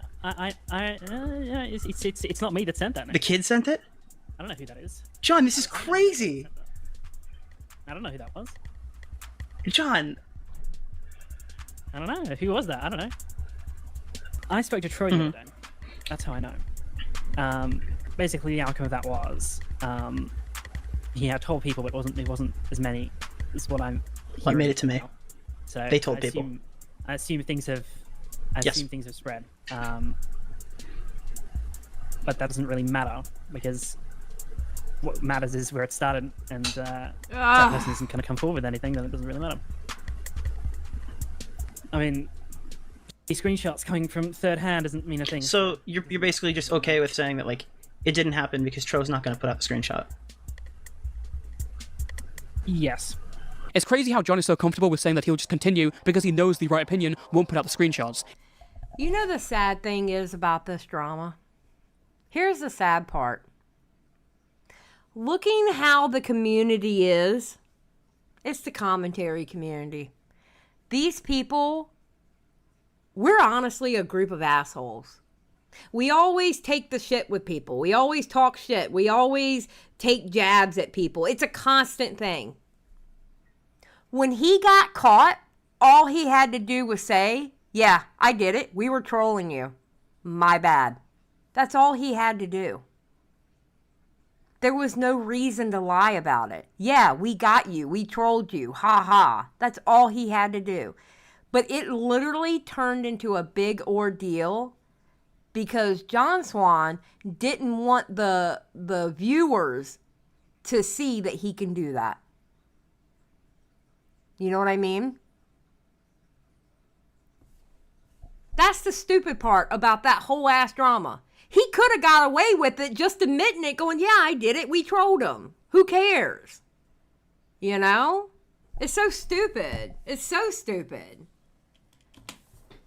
It's just completely slimy. Unfortunately for John, the one thing he banked on was Nick just following his command and not putting anything out. Clearly that didn't work, because early in the next day, Nick posted a thread stating that John had lied to him for the past few weeks. This led to another call, where John is clearly panicked and distraught that his lie has been uncovered. I had to.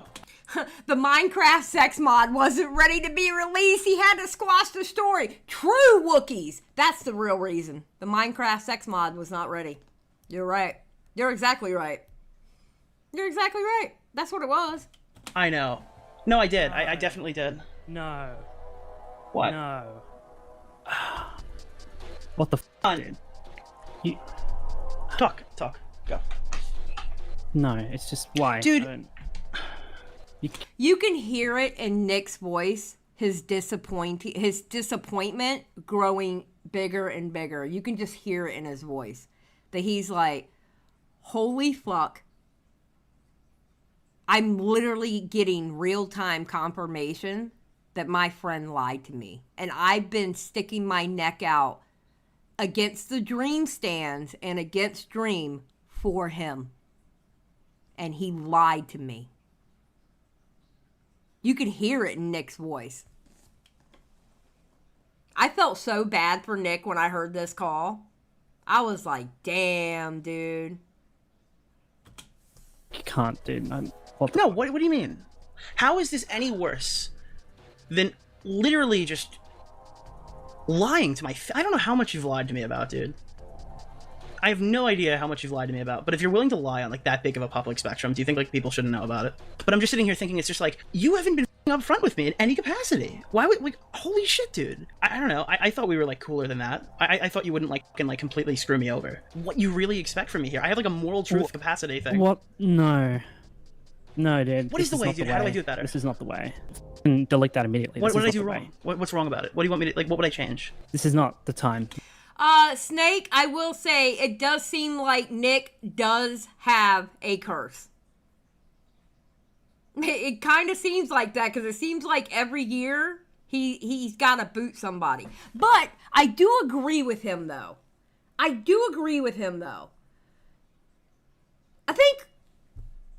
all the bad ones are gone now. You know? I think all the bad ones are gone now.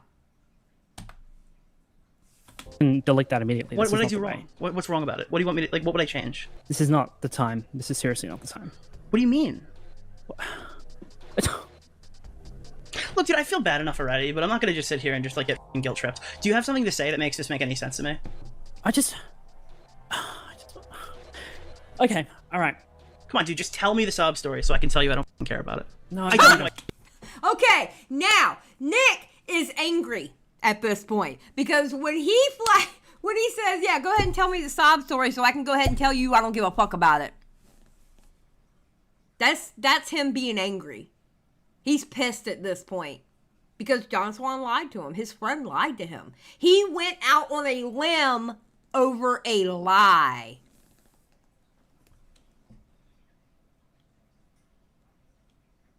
Yeah, I remember that, Skip.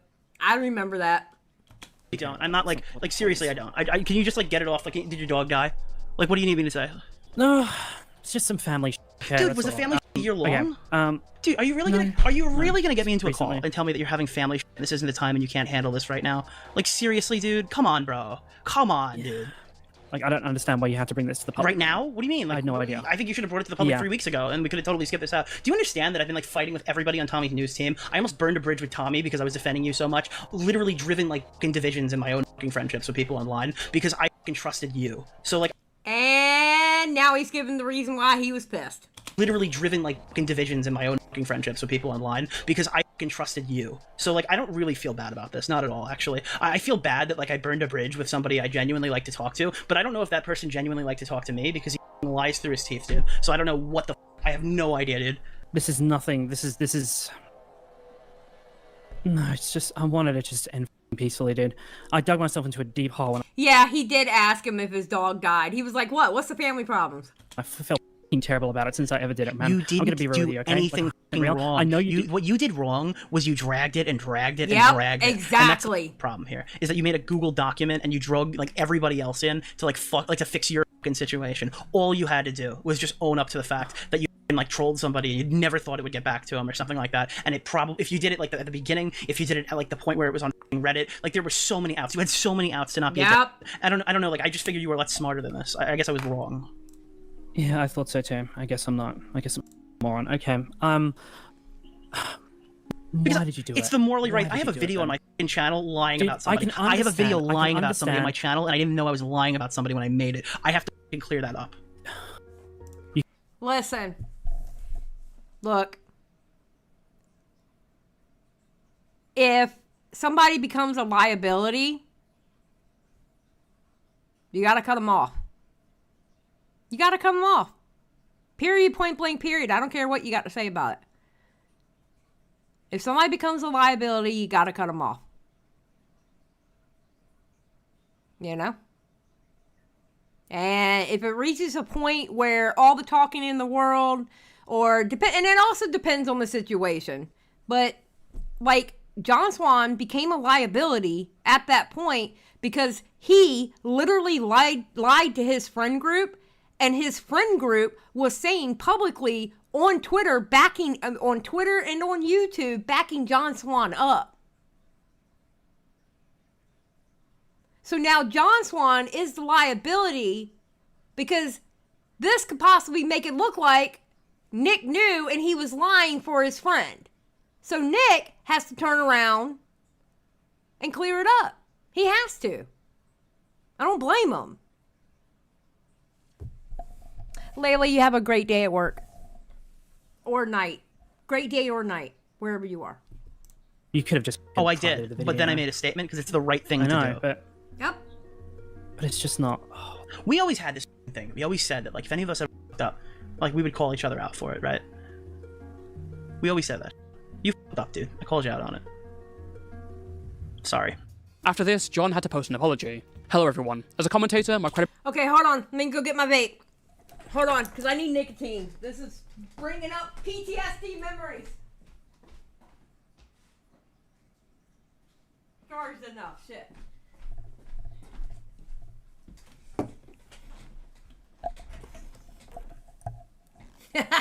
What's up, Malcolm? Got my vape too. Hey, girl.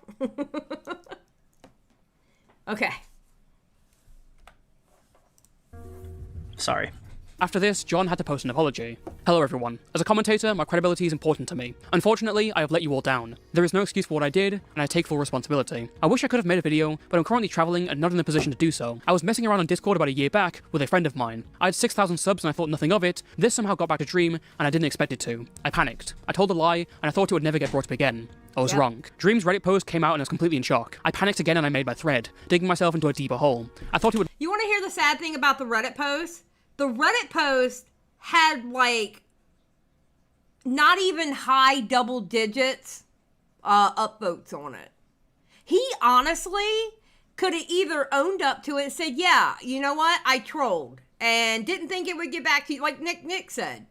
You know, I trolled, I didn't think it was going to get back to you and my bad. Or I trolled and hey, I'm sorry, it is what it is. I did what I did. Nobody would have cared. And nobody really cared on Reddit either. But he did, he panicked.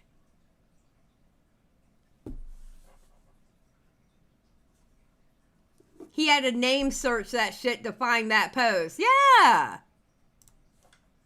would look really bad if people thought I was impersonating a YouTuber, even though it was so small and inconsequential at the time. But I understand now that lying about something on as big of a scale as this is indefensible. Time after time I messed up. I should have just said it was me all along, but I didn't. I dug myself deeper and deeper, and I got caught up with everything. I lied about a massive creator, and I'm sorry. There is no excuse, there is no need to defend me, I was brutally wrong, and I'm sorry for lying to you all. I'm especially sorry to Dream for everything I did. Lying at the expense of someone's credibility is one of the worst things a creator can do. Once again, there is no excuse. I understand if this makes you lose respect for me. In fact, I would be shocked if it didn't. I messed up on such a large scale, detail that I don't know if I'm capable of anyone's forgiveness, but I will try my best to earn my respect back. I have let you all down, I'm ashamed and disappointed in myself, and I'm sorry. I also want to apologize to the people that stuck their neck out to defend me. People like Nick, Augie, Boblax, Tipster, Optimus, and others. I lied directly to their faces and put everyone's credibility in danger. I didn't consider how this might have affected them, but I should have. Once again, there is no excuse for what I did. That right there. That right there. You think this is what ended him. No, this isn't what ended him. Dream would see this and made his own response, saying he was severely disappointed in John Swan for his lies. It turns out that someone had told Dream at some point about what was going on and showed these WhatsApp messages, and despite holding on to proof that John was blatantly lying to a sociopathic degree, Dream held back on releasing these screenshots and even tried to resolve the situation privately with John multiple times. John would not accept. I know people hate Dream now and I get it, but the amount of restraint to not just nuke this off the face of the planet after seeing him spew bullshit about you for weeks has to be respected. This WhatsApp screenshot had also gone to Keemstar, hence why he jumped in, but his behaviour was far from respectable. Keem knew that John's story wasn't true, and due to recent grudges with the rest of the commentary community, let him lie for weeks like a wind-up toy, just so he could get one up on the community and then gloat and destroy everyone with one stone. This private call by Nicholas Diorio quite literally saved everyone else's career, which John had put at risk in the first place. John's insane lie had far-reaching consequences, some of which were playing out right in front of him. Keem is petty. Keem is a petty man. He is very, very petty. Jesus. Nicholas Diorio was getting into arguments with his friends over it. The whole situation's attention had led Corduit to get death threats. John had even privately talked to Boblax, who is autistic, and tried to sympathize with him about how autistic people would act. The reality is that he was just using him. Also, remember that 8-page Google document response by John Swan? Well, as it turns out, prior to its release, Nicholas Diorio had published a second channel video defending John, obviously not knowing anything about John's lies at the time. When John wrote his first draft of the document and showed it to Nick realized that a lot of the points were strangely similar to his video. In a matter of days, John had destroyed months of effort. It was all gone. For the last year, he had prided himself on journalism and ethics, research and integrity, and you lie to all your friends and your audience for weeks on end as they sacrifice their credibility defending you? For such an esteemed commentator, it really was a pathetic way to go out. And the bros were pissed. The bros were pissed. Augie, Tipster, Boblax, Nick, they were all pissed. And you know what Tommy did? I told y'all so. I told y'all about John Swan. Tommy's always right. Well, not always. He doesn't get 100%, but Tommy is like literally in the high 90s. I love Tommy. Tommy's awesome. Y'all know I love Tommy. I agree, Shadow Star. I do agree, Shadow Star. People do need to listen to Tommy. All right, we're going to get past this intermission.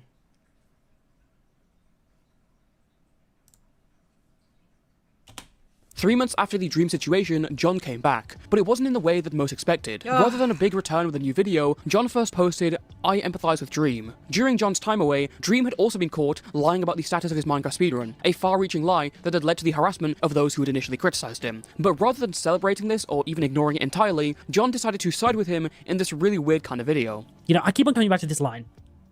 All I know is that it scared me a lot, feeling like everything you've built might... And every now and then you'll see this meme where somebody will say, I sympathize with whoever, like insert content creator here. I sympathize with them. That's where this meme comes from. It comes from his video, I sympathize with Dream. Might come tumbling down and there's nothing you can do about it is really stressful. And it is. And people not in this situation would never know how it feels. People that don't have a channel, that are not here, that haven't been called out would never know how this feels. And I understand. And I empathize. But at the same time, it's like, I wish he could have empathized with me. Because he knows how this could have felt. But he went on Reddit, he started to do a whole lot of stuff and post whatever he did. And, you know, that still feels and it impacts me to this day, you know? John would eventually come back to his main channel. John, you lied. What you did impacted you. If somebody's dancing on your grave, they're dancing on your grave. People do that. It's the internet. Yeah, exactly, Amber Chick. Oh, good Lord, crybaby ass. Yes. Absolutely. Channel, but with such unappetizing topics like NFTs and Mixer. Consider the gravitas and deep stories. Okay, not gonna lie. Because my streaming career started on Mixer. I was a Mixer streamer. I did watch his Mixer video. And quite honestly, it was actually pretty good. I don't care what anybody says. That Mixer video was good. Go complain to your mama.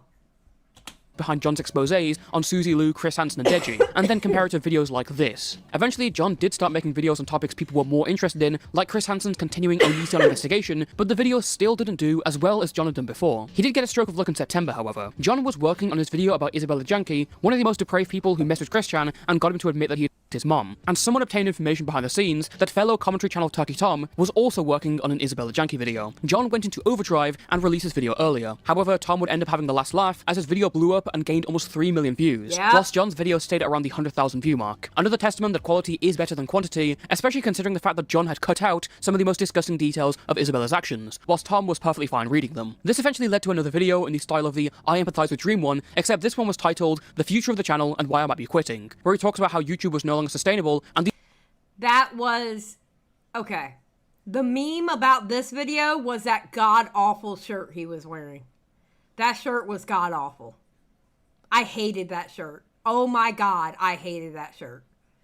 His savings from his online earnings were starting to run out. And the financial impacts from this, I'm sure you can imagine, have also not been great.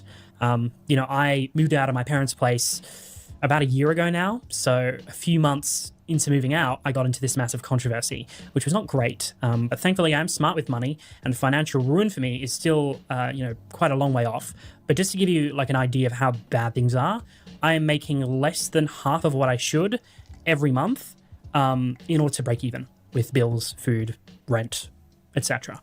So yeah, things are not great financially, things are not great view-wise. Remember, this is how I make money, this is my job. But even with such a damaging controversy like the Dream situation, there was a chance he could bring it back. It may seem unlikely, but this applies to everyone. YouTubers and other online creators have gotten into irreversible controversies, but as long as they upload consistently, they can just power through it. Yes!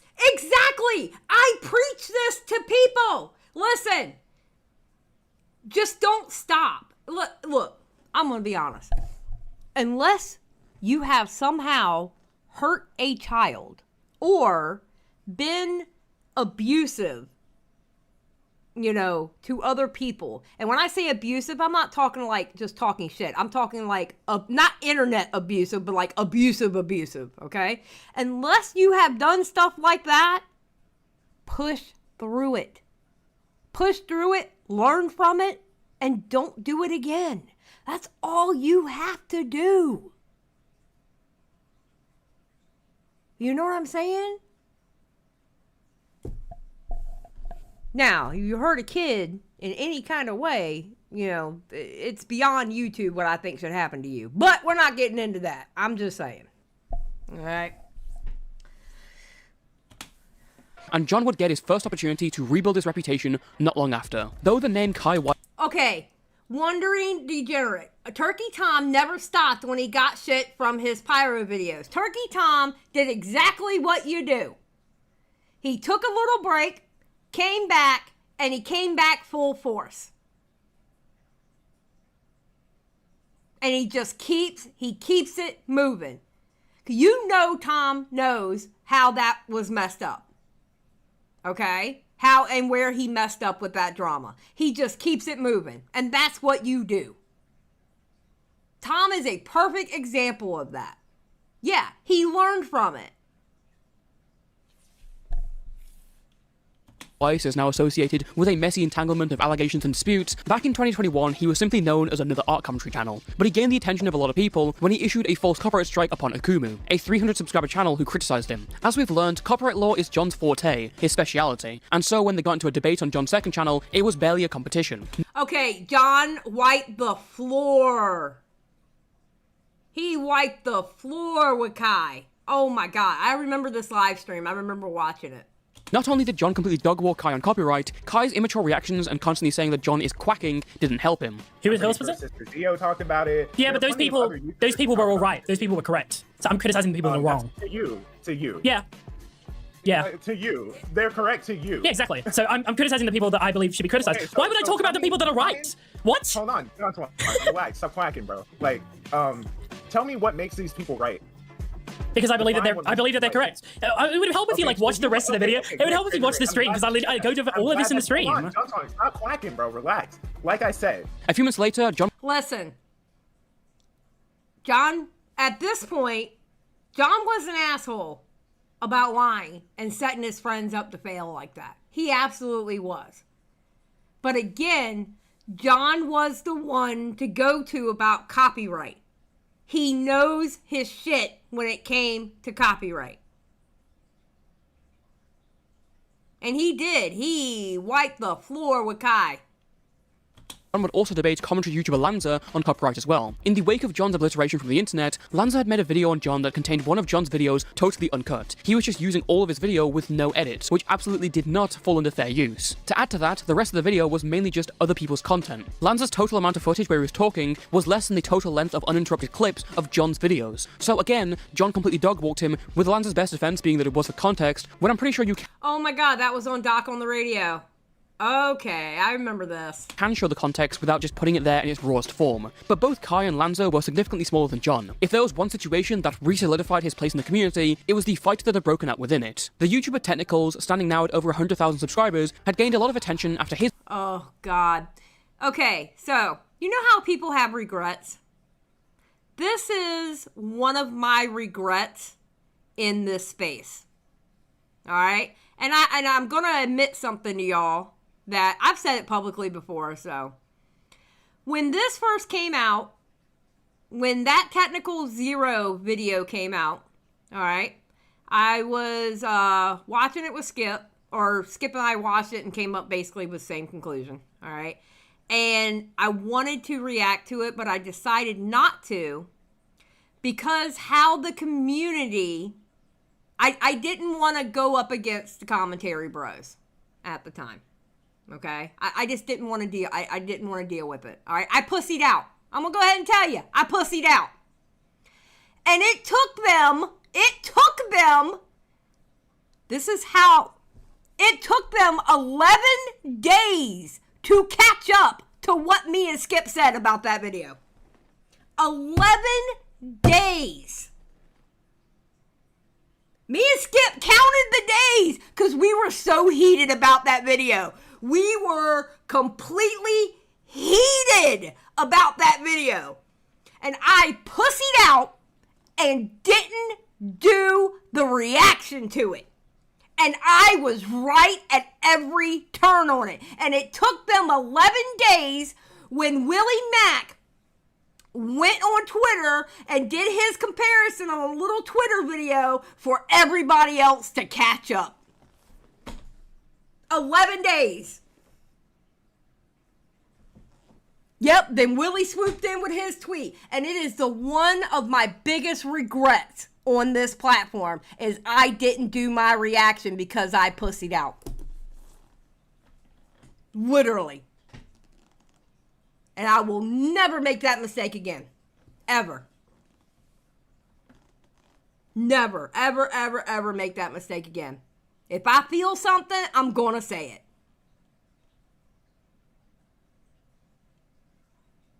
it. Shut up, Olivia. his work, looking into some of the most popular— Skip's like, my tweet is still up, but no one follows me. Hell yeah.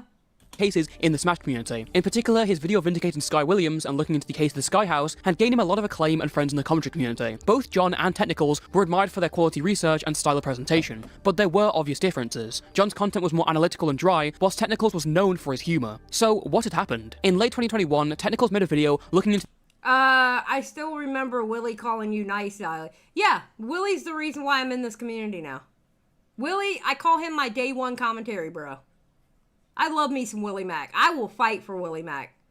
He has been nothing but nice to me and helpful whenever I've needed something. Sometimes I didn't ask for the help. He just swoops in my DMs, go, hey, you need to do this. And I not even, he's just been a really good guy to me since the day that I've met him. And I will fight for Willie Mack. Period.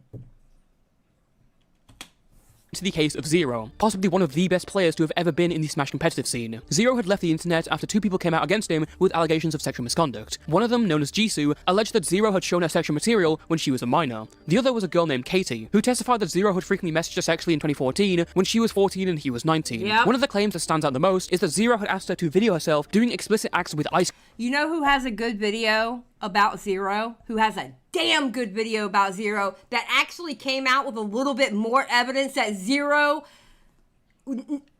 that Zero thought, or excuse me, that the minor, the supposed minor, okay, because you never know. It could have been a 40-year-old neckbeard in their mom's basement. We don't know. But the point is that Zero still talked to that underage 14-year-old in the DMs like that. It wasn't twice. It was 3 times that 14-year-old said their age. Black Wolf Company did in the BWC made a damn good video on that. And people should watch it. Or watch my reaction. I have the reaction on my channel somewhere. Cubes, before then sending that video over to him. Zero would admit that Katie's allegations were true in a twit longer in 2021, before attempting to take his own life. Technicals' video attempts to offer a different perspective on the situation. He pretty much steamrolls the claims from Jisoo before going over the allegations with Katie, making a case that Zero does not fit the definition of pedophilia and was not a threat currently. He supports that by pointing out that Zero ran an entire team of children after this incident, and reasons that Zero's— Oh, I hated that video so much. I hated that video so much. Oh, that video literally made me angry. Literally made me angry. environment and life created these conditions. Aspects such as childhood trauma, Zero being preyed on multiple times during his childhood, the age of consent where he grew up being 14, him not understanding what was okay like eating moldy waffles without knowing they're harmful, or not knowing why World War II happened until he was 19. These were all points noted in Tech's video. He ends off the video by saying that he doesn't mind if Zero comes back to making content, and notes the Smash community's blatant hypocrisy by welcoming back Nairo.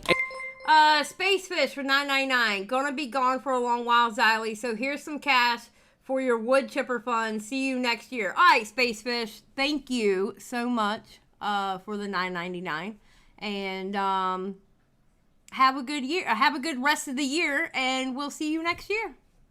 Thank you for coming by. We'll miss you. Another popular Smash player who was also accused of having a sexual relationship with a 15-year-old when he was 20. The Zero video performed incredibly well, yet it also came under a lot of criticism. Many people, especially those in the commentary community, felt that Technicals had downplayed Zero's actions and distracted from their severity by using manipulative or outright nonsensical arguments. This turned into a divide within the community. Okay, I'm telling y'all right now, if you want to see a pretty good live stream about it,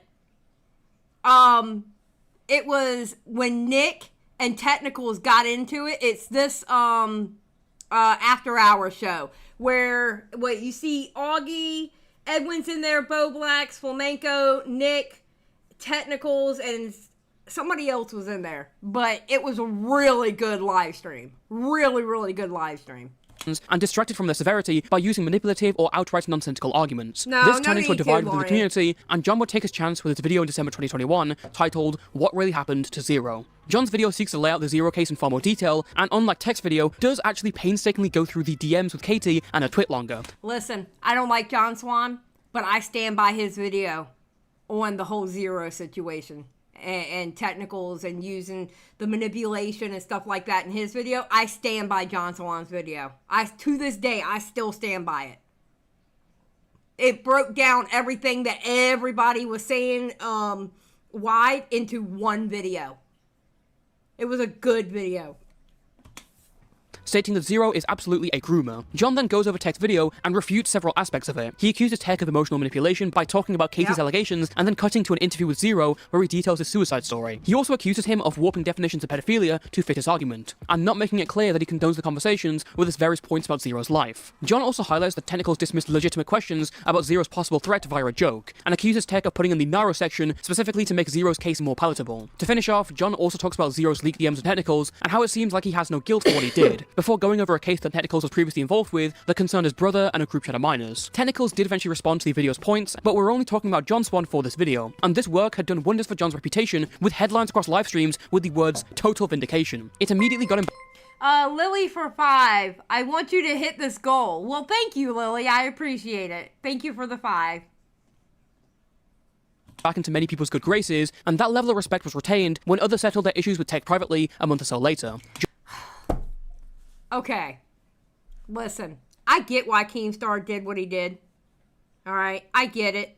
But this was the corniest shit I have ever seen in my life. He literally got them all in a call. And to this day, I still don't understand why Tipster was there. But he got them in a call. Alright? and literally had them sign a ceasefire, and then every single one of them tweeted the ceasefire. They all tweeted it out. It was the corniest shit you have ever seen in your life. But Keemstar saw that this was getting bad. It was literally all out war. It was getting bad, but I'm going to tell you what, for the viewer, it was fun for the viewer to watch. It was really fun for the viewer to watch. It was hilarious, though. Anytime you wanted them to leave you, you just had to say, so what about technicals? Yep. Yep. Because they couldn't talk about technicals anymore. I don't know if the ceasefire is still going. I don't think it is. I don't believe it is. I don't know. I have no clue. I'm going to be honest. John was the only one not to. To add on to all of this, the start of 2022 would see John's supposed biggest victim, Pieman, completely burn his career. After being over by John, Pieman had the perfect platform for a fledgling channel, and he had even gotten a 1 million view video talking about Minecraft YouTuber Stampy. But as time passed, instead of making videos, Pieman was only sinking further and further into Discord degeneracy. He would be arguing with other small commentators and Kiwi farmers about racial politics, becoming more and more of a Discord dweller. It felt like the break he took from the online world never happened. And that would culminate in a January 2022 document where Pieman admitted to exchanging nudes with a number of fellow small commentators over Discord. Their closest partner was LMM Skits, another small commentator who Pieman realized was a full-on pedophile, but kept on role-playing with them until they had enough quote-unquote evidence to expose them. Oh my god. This had to have been the worst gay ops ever. Literally. You had a bunch of kids running around wanting to be pedo hunters. And it, oh my god, it was so bad. Like, bro, what are y'all doing? What the fuck y'all doing? However, many believe that Pieman may have only stayed because of the pleasure they derived from their Discord ERPs doused with degenerate kinks. The last time, like, the thing with my friend's nudes happened was, like, a couple weeks ago. The last time it happened was a couple weeks ago. Yeah. So, why didn't you just expose him then? At that point of time, I didn't want that to stop. There's a reason it happened, like, 3 times. It didn't just happen once. Well, at that time, you kind of, part of you still wanted it to continue? Yeah. Though John may not have known at the time, his warning towards Pieman all that time ago was scarily correct. John's reputation received a further boost, whilst the wider public would never really hear of Pieman again. John Swan had done what was thought to be the impossible. Through a number of debates where he performed well, alongside a well-received video covering the commentary community's most destructive situation that year, he had earned the respect back from his fellow peers and his diehard audience. Things weren't the same as before the Dream situation, but of course things can never be exactly like the past. John had gotten out of the huge hole that he dug himself, and now prepared to work on a video on creepshow art, a topic bound to do well. All he had to do was not jump back down. One thing that I didn't really go over in that last segment is how John's friend group of YouTubers had changed. And I don't mean the people that you would usually expect like AugurFC or Nick Diorio. When John came out of the Dream drama and as he was building up his own reputation, his friend circle now consisted of more young and aspiring editors. Incredibly talented editors, mind you, but also people inexperienced with life and an online platform. Obviously, it wasn't all 15-year-olds, there were YouTubers in there you may recognize like Aiden Projects or Dr. Skipper, but most of them were young creators. For the story going forward, we only really need to know 3 Fucking Aiden. Aiden always finds his way in.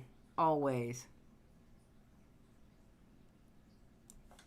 main people. First of all, Jake Drary, probably the most well-known small commentator in the group. He was a German kid who had made his presence well-known in the community with an amazingly edited video on the downfall of Tumblr, and had also run his own show Jake Live covering the community drama. Then there's Haha Yeah, a 15-year-old British commentator who is most well-known for his video covering the mishaps and misdeeds of Pieman. And then there's Cammy, another small British commentary YouTuber who was 18 years old. Cammy was kind of the butt of every joke in the group because he wouldn't be able to handle jokes about him well, which encouraged everyone else to make even more jokes about him. In March of 2022, Cammy met a girl by the name of Lizard or Liz, who was another viewer of the commentary community who others knew on Twitter. Her biggest claim to fame is running a commentary fan Discord server called Chadville. We're not exactly sure how Cam and Liz got in contact, it may have been through Chadville, but we know that they were friends and were talking daily on Twitter before this. On Easter Sunday 2022, Haha Yeah published a document against Cammy with links to message logs over 16 days. Oh my god. This drama here was crazy. And to think it made its way to Mr. Girl and Destiny was absolutely astonishing. You know what, Wondering? I agree with you. Wondering says, I still don't understand how Skipper didn't get enough shit from this. I agree. I didn't get that either.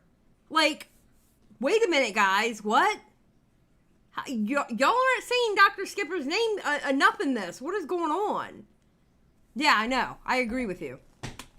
Liz was 15 turning 16, whilst Cam was 18 turning 19. Their conversation starts on March 28th, where they connect with things like sharing the same birthday month, which then turns into flirting and sexting for the next 5 hours straight. This is pretty much replicated for the next few days, with the defining feature being Cammie's insanely detailed descriptions of their sexual conversations and what he would do to her. Cammie also offered to send her a dick pic at one point, which made her uncomfortable, leading to him apologizing and then working stuff out. It's also worth noting the maturity difference not just in age, but also in sexual experience. Cam has already lost his virginity, whilst Liz hasn't, and he's here talking about what he would do to her in incredible detail whilst she's in class and at school. Additionally, Cam himself comments on the age gap being weird and compares it to Vexay's stuff, a small commentary predator exposed in 2021. And their interactions eventually ended in late April because Liz saw Cam as just a friend, as she also had a boyfriend at the time. Meanwhile, Cam saw it as much more than just friends. Whilst the document definitely does make Cammie out to be a complete freak, the writing of it and priorities felt really off. Emphasis on strange aspects and specifics, a finalizing fixation on Cam's YouTube career of 2,000 subscribers, and a treatment of him that some considered too harsh. Throughout the DMs, Cam would stop in the middle of the conversation and ask if she was comfortable continuing, and when there was an issue, the two would sort it out. They never had very deep conversations about their lives as far as we know, and it's a 3-year age gap. For the record, I believe Cam's conversations are wrong, but the point stands that he isn't a pedophile, and a Google document published with the intent of life ruination is not the way to deal with this. Yeah. It didn't help that in the original tweet, Haha Yes stated that Cam was 18 turning 19, while simply mentioning that Liz was 15. A fair statement would say that she was 15 turning 16, which we know as in the messages, she talks about how her birthday is 5 days before Cam's. Initially, the reaction from those who saw the Cammie document. So basically, they try to make it look like that age gap was going from 3 years to 4 years in a short period of time. When in actuality, I mean, 5 days ain't shit, right? So in actuality, it was a 3-year age gap. You know what I'm saying? Like, it's like going to the store and something costs $10 or they put it in there for $9.99. $9.99 sounds like more of a deal than saying something that's flat out $10. It's wordplay. That's all it is. And that's what they did with this. They did a lot of wordplay with it to make it sound worse than it was. You know? Was mostly discussed and jokes, with John Swan being one of the people promoting it, alongside memes comparing Cammie to Jeffrey Epstein. Obviously this and Haha Yes' association to John definitely drew some suspicion to him, but that was overshadowed by Cammie coming out and admitting his faults. So, case closed, right? Well, this document would have far bigger reaches than anyone writing had envisioned, as it soon came across the feed of the streamer Destiny. He says he doesn't want Lizard to feel uncomfortable around him while not stopping to consider that he's the adult in the situation. Bro, he's 18. Are you serious? Haha Yes would call in, and immediately started out by saying that he was not the only writer. Oh, this wasn't good at all. This was so bad. This was so bad. Of the document. What's up? Can you hear me? Yeah, I can hear me. Yeah, loud and clear. Alright, nice. So, I should probably say, I didn't write the document fully. It was someone else who didn't want to be, like, involved. I wrote, like, parts of it, but it wasn't enough. And so, like, I'm not trying to say he's, like, a predator. Well, you are. Wait, come on. Let's own it, right? You're trying to say he's a predator. Weird, like, predatory behavior, right? Don't you literally have, like, a tweet that's kind of like calling him a pedophile? Oh, which one? The Titan turning into a Titan, the one guy turning into Epstein. That was possibly an inappropriate joke. Okay, so hold on, I'm sorry. I'm laughing because it's all funny to me, but you're kind of like trying to destroy somebody's life over some like pretty dumb shit. The age gap could be like 2 people in high school, right? 15 and 18 could be like a sophomore and a senior. I think it's different when it's like, because Cam's in college and like in a different country, so I feel like it's a little bit different. Is it really that different? They're like 3 years apart.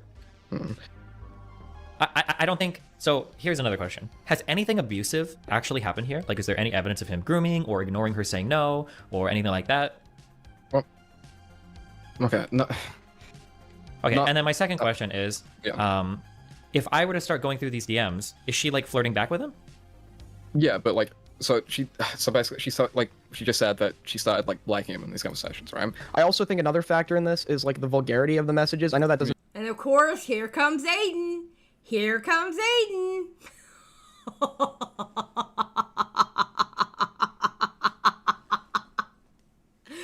Holy shit. make it like worse. I just think that in combination with like the kind of weird dynamic. Well, but vulgarity. I mean, if they're saying sex and all of that is vulgar, right? It is. It's like that's. Yeah. So I mean, like that's not. It's not vulgar. It's literally. It's going to be vulgar, right? It's not like you're, yeah. Eventually, word starts getting around to Bunk, a political YouTuber affiliated with Commentary, and they're telling him that John Swan is involved in the document. Wait, was John Swan associated in the creation of the document? I'm being told by multiple different people John Swan had some involvement in the creation. John was involved. All right. And this leads to John eventually calling in. What's up, John Swan? How you doing, my dude? My name was like brought up here like a few times. What's going on? Were you involved in the creation of a document against Cammy? That's a I yes. wasn't. I was not directly involved. In that, Oh God. What does not directly involved mean? No, I mean I saw it. But Okay, I found the tweet from Harley. If you want to see it, why is everybody saying that you were directly involved in this? I've got like 20 different people DMing me like, dude, John Swan like wrote the document. He was like, I did not do that. I don't know where that's. Okay? No, that is not true. I quote tweeted it. I don't know. Maybe they thought that was why, but no, I didn't have anything to do with it. I don't know why. Okay, remember John Swan saying that. Just remember he just said that, right? It's being brought up as fact. In the wake of the Destiny stream, John also put out a statement reiterating his sentiment. Just wanted to clarify a few things after the event of today. A few days ago, I was contacted by a girl who I have mutual friends with. She told me that they were taken advantage of and manipulated. I gave some advice based on what I was told at the time and directed her to people that I thought could help. Apparently, she was pressured by friends into coming forward with this information, and they put ideas into her head. The writers of the document constantly checked up on her to make sure she was okay with going public, and she confirmed every time that she was. She told me today that she did feel weird about it at certain points, but shrugged it off and didn't tell them. I don't blame the girl for this, of course. Things can get confusing when put under so much pressure. But that is part of the reason that led to this cluster happening. This was all about trying to help the girl. I believed her motivations were clean, and I did not know she had outsiders influencing her. To make things super clear, I did not write a word of the document. Okay, remember this. I did not write a word of the document. Just remember that line right there. I looked at small portions and made edits when asked. And whilst I didn't have a problem with the doc's release at the time, Destiny's stream definitely opened me up to a new perspective. And upon receiving the information from the girl that I got today, I think I'm comfortable saying that the document should never have been released. Whilst I didn't write the document, I still feel partially responsible for its release. I sincerely apologise for the involvement I had in this. In the future, I don't want people to use my DMs as a dumping ground for their allegations. However, John's statement was viewed with far more caution and suspicion by the bigger commentators. Many had learned their lesson and were hesitant to throw their hat in the ring. They were right to do so. When Liz talked to her friends about her relationship with Cam, they reacted as if it was grooming. They were right to do so. When Liz talked to her friend... You know who that is? Do you know who that is? That's our boy, Willie Mack. About her relationship with Cam, they reacted as if it was grooming. Liz would then go to John Swan's friend A-Star, who then redirected her to John Swan. In their DMs, John would give her his verdict, the option to release a Google document either anonymously or in conjunction with someone else. This is terrible advice to give to anyone who's in this position, especially someone who doesn't even fully believe that they're a victim. Google documents are not the way to really go about any of this stuff, and should be more of a last resort, not the first idea. Additionally, it seems like John wanted to use the situation against Cammy to destroy his career, rather than handling any of the delicate details of the situation. And that notion is supported when you see that John only looks at around 40% of the actual messages sent, and decided that was enough for a document. I read the document in the call with a few different people, and there was a few DMs in there that sort of like broke the narrative apart that you guys are like trying to like paint. So she was comfortable with this like a few days ago, and then she goes and makes a document about it. Okay, I think that's. I don't remember this message you're talking about. It was. I mean, I can try and find an archive. I may not have. To be fair, I did not read all of them. And despite this, he told Liz that he read through every screenshot and that this was grim, as well as actively advising her on what paragraphs sounded good. This all doesn't sound like someone who had, quote, no involvement in the document. Aiden Project would later leak DMs of John T. See what he says right here? I would maybe replace the third paragraph of your statement if that's okay. I think we cover all of that in the doc itself. I feel like it's missing conclusion, kind of like something about holding him accountable. All doesn't sound like someone who had, quote, no involvement in the document. Aiden Project would later leak DMs of John teasing this big document, reveling in its severity, and then restricting Aiden from inquiring further. Fuck, everyone's asleep. I have the biggest bombshell ever in the history of bombshells, and no one is here to witness it. At here, when someone wakes up, ping me please. Why? What? You told everyone else. I'm telling the people directly involved. You are not directly involved. ... I changed my mind, hence the private group chat. Cammy is a groomer, but keep that private obviously. Lamau. Oh, I forgot. Oh man, I haven't seen Dumpy in a while. ... I'm so tired, what the fuck? In a later call with Cammy, John would seem to blame the situation on Liz. I feel really terribly about it, but at the same time, I don't know.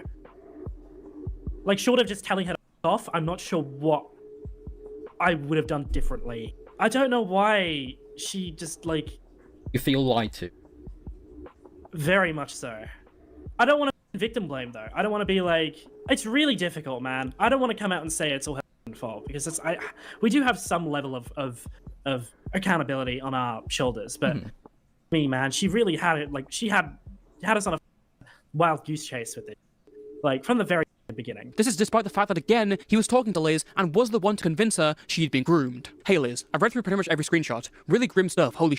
Really? I thought so, lol. What is your goal with this then? I heard you want to go public? I want to, I just don't want to lose Cam. It's like, I don't know why I'm so attached. I have major attachment issues and terrible mental health. The attachment with Cam was him taking advantage of you. I read the screenshots, he initiated everything first. Like, I care very much because I basically started off this thing and I was lied to, essentially. 4 days later, John would issue his final and defiant statement to everyone's questions. I stand by the statements I've made because I know what I've told is the truth. Dishonest people who have vendettas against me have twisted the narrative on purpose. If you believe them without second thought, then that's on you. I've seen so many tweets of people saying the most outrageous shit that clearly isn't true, and people believe it out of blind hatred. These individuals are all insane and lack basic critical thinking skills. No matter how perfect my response is, no matter how much evidence I show, no matter how many times I try and explain myself, I will never be able to make everybody happy, so I'm just going to stop trying. Kind of tired of insane people dictating my life, to be honest. If you believe people who are clearly making up shit to get back at me, then again, that is on you, and I don't want you following me anyway. More videos soon. This statement and his reputation was dealt a death blow only minutes. Bro. And then Aiden comes in. Then Aiden comes in with the death blow. Minutes later, when Aiden Project leaked the entire edit history of the Cammy document. This showed that John had far more involvement than he was letting on, in some cases rewriting statements to make them sound worse. So, in the edited document, John Swan is in the yellow. This is everything John Swan rewrote. Everything in yellow is everything that John Swan rewrote. But he didn't write a word of that document. Aiden isn't the hero we wanted, but the hero we needed. Yes. Okay, orange, yellow, doesn't matter. You know what the fuck I meant. Okay? You knew what the fuck I meant. So, yeah. Yep, John Swan lied. Yet again. Yet again. The reality is that John had been caught lying again. He had written most of this entire document, given it to another 15-year-old to publish, and then lied about his involvement. Hold on now. What the hell? Look at this paragraph that, let's see this paragraph that he changed, right? So I'm assuming that this was like, what, the girl or something? Or I guess the original writer, I don't know. After this, it continued. He made jokes and started liking it after I asked him if he did it. He continued on, tried asking me if it was okay multiple times. He's aware of my age, by the way, so he kept asking if it was weird or not. I tell him I didn't think it was really weird. I really didn't think much of it. Okay, so John crossed that out, and then look what he wrote. Cam used me for his own sexual pleasure when I was in a vulnerable state. He knew what he was doing was wrong, comparing his actions to those of people who have been canceled from the community. He said how I made him happy, he called me cute, said I was his darling, and he made me feel appreciated and loved, but all he ever wanted was sexual pleasure, and he used me to get what he wanted. I'm ashamed that I ever took part in this. Okay. Big fucking difference, right? That's a big difference between the two. That's a real big difference between the two. In the wake of the Cammy drama, most of his friends again dropped him and felt incredibly hurt. They had given this guy a— Alright, hold on one second. Hold on one second.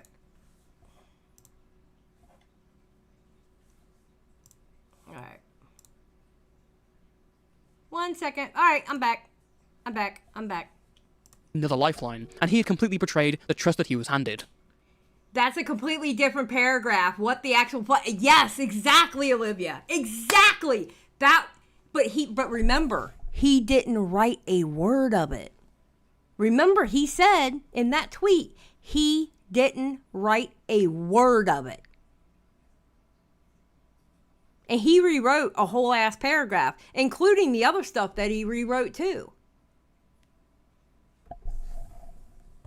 Google Docs being the GOAT as always, with being able to tell who edited it and when. Yeah, there you go. Amazing, isn't it?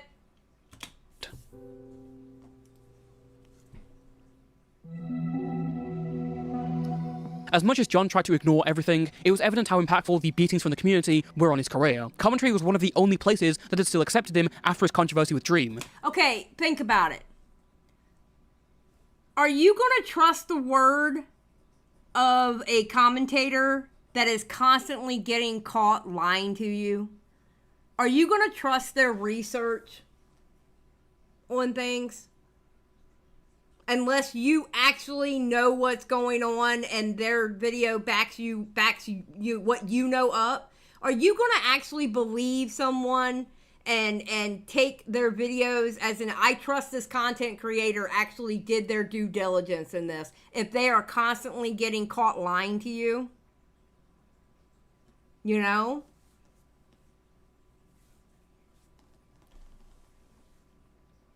That's the thing. Don't lie to your audience. Don't lie to the people that feed you. Don't lie to them.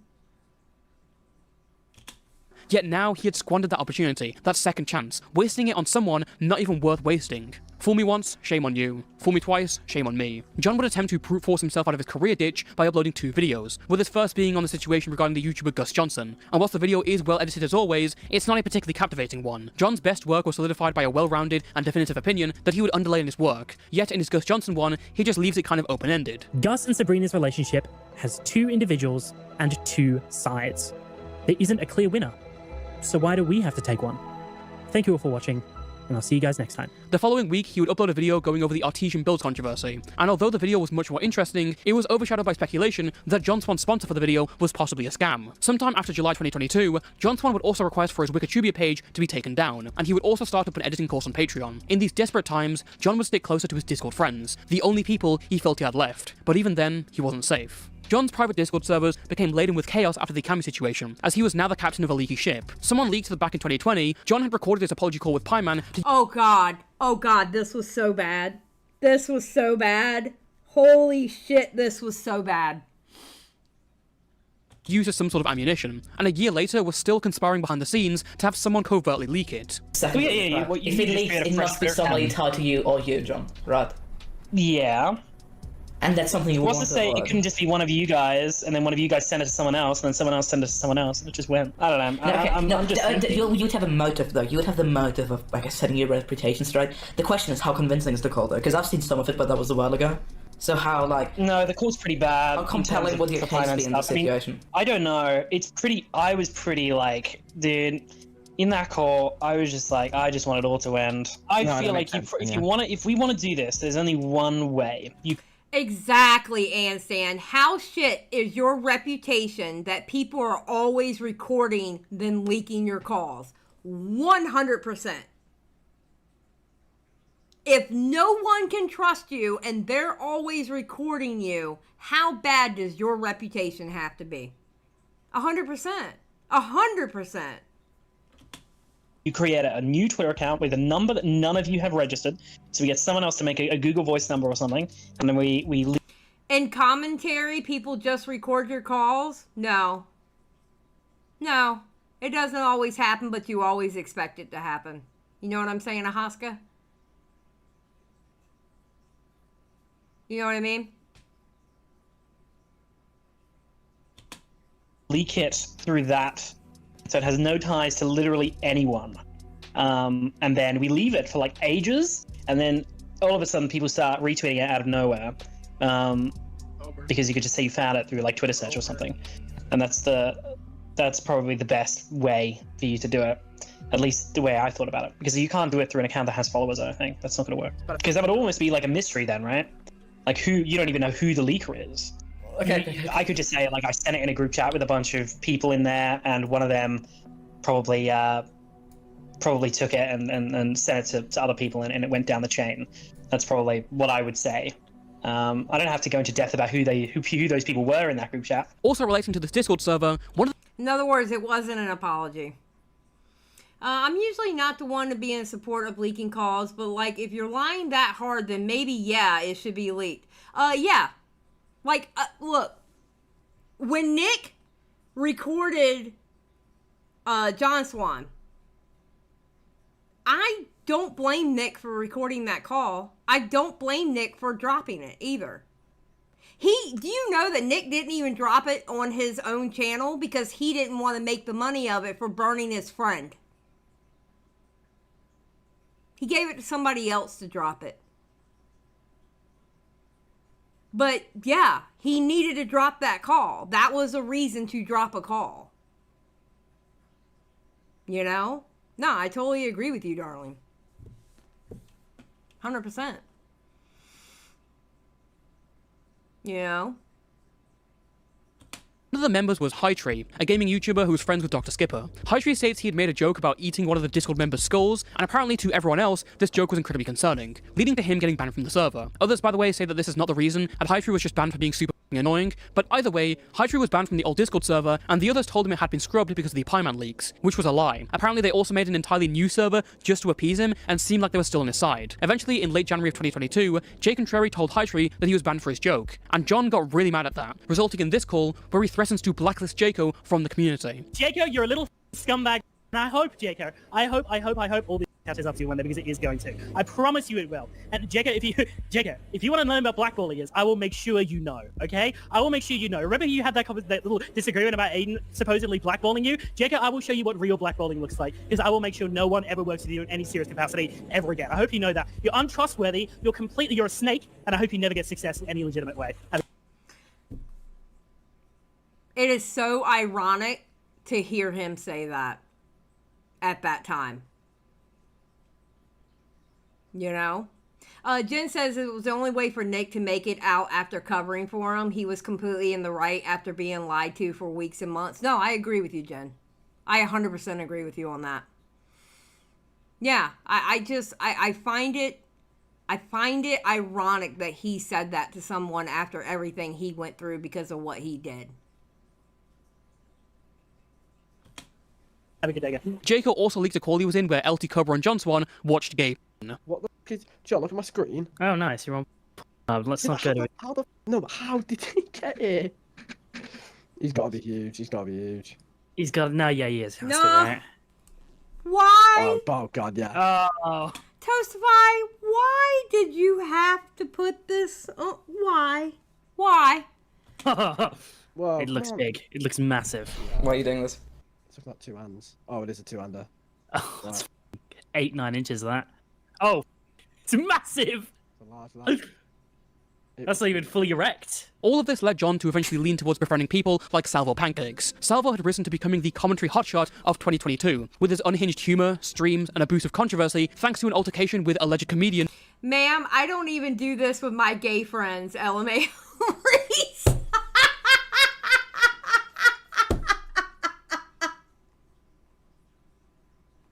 Reese, shut up.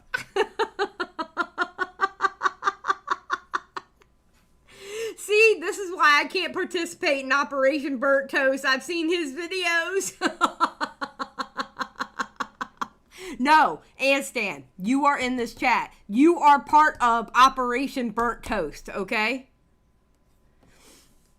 Oh my God. John to eventually lean towards befriending people like Salvo Pancakes. Salvo had risen to becoming the commentary hotshot of 2022, with his unhinged humor, streams, and a boost of controversy thanks to an altercation with alleged comedian Def Noodles on his show. John would begin covering Def Noodles' career, with the first part again strangely similar in his script to the videos made by Nicholas Diorio, followed by a second part covering Def's most recent controversies, and for his efforts he was rewarded with a humiliating appearance on Salvo's show in November 2022. For the last 2 years, John had been seemingly entranced by the actions of smaller YouTubers who he often stomped down on. He had now ended up on a stream with one of those smaller YouTubers, except now the boot was on the other foot. Yeah, karma. All I'll say about this is, yes, karma went back on John Swan for this. Really did. Karma got him back.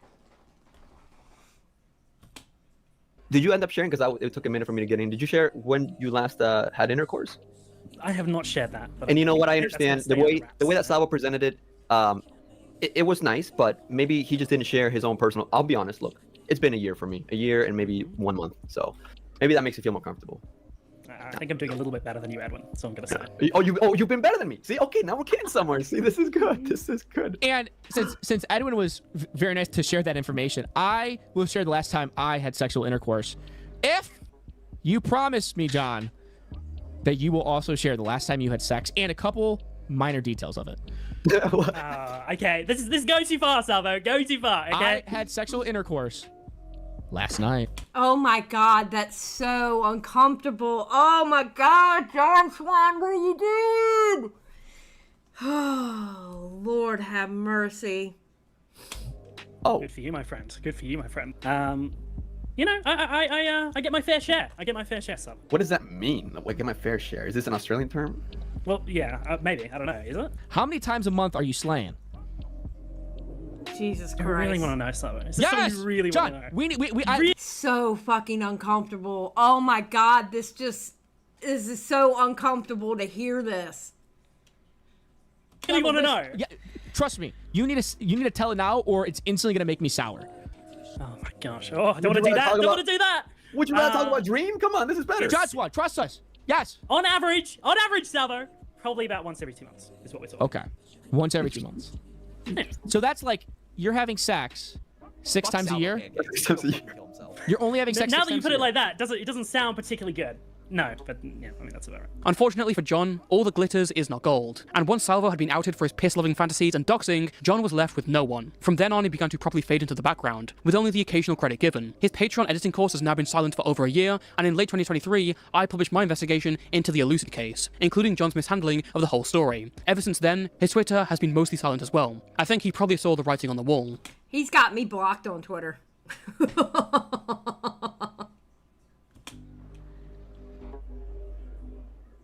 So, why do we talk about John Swan to this day? Why are there so many videos about him out there? Well, some see him as a tragic hero, an underappreciated yet incredibly talented editor who blew up and changed the very approach that— That's the sad thing about John Swan. I think that is one of the saddest things about John Swan. He is really, really super talented with editing. He really is. He's talented. He's very talented with editing, and it's a damn shame that he had to just go out the way that he did. You know? Yeah, he did a hospital. He did change the way editing happened in this space. I do agree. It's a damn shame that he had to go out the way he did. You know? Dreamy, why are you confused? What are you confused about? I don't know what you're confused about.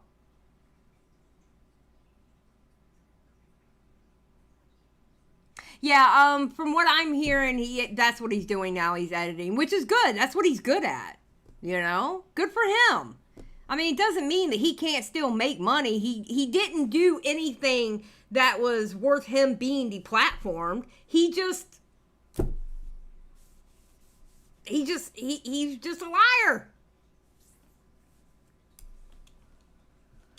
that everyone had to online drama, the pinnacle of the comedy community, who only fell due to lying and sinking his hand too far into the depths. But I disagree. John's reputation and his legacy in the community is an exaggerated illusion. He was certainly a pioneer of his time, especially in visuals and storytelling, but even in his channel's golden age, he was coasting off the work of others. And with such a blow-up and going after revered figures like Chris Hansen, John gained this obsession with feeding his ego that he would try to fulfill in any way. Lying to his friends, lying to his audience, lying to the world, just to enact his will, whether that be drama with huge YouTubers or allegations against small channels. I like to think of him— I do agree with that whole entire statement. I think it was a power trip. I think he got on a power trip. You can't do that. You absolutely cannot do that. You have to realize that tweet when he was saying that I can't be canceled or something, when he said, you know, uncancelable, whatever he said, like I can't be canceled. You're just asking for people to go, oh, really? That's an ego trip. Making a tweet like that is an ego trip.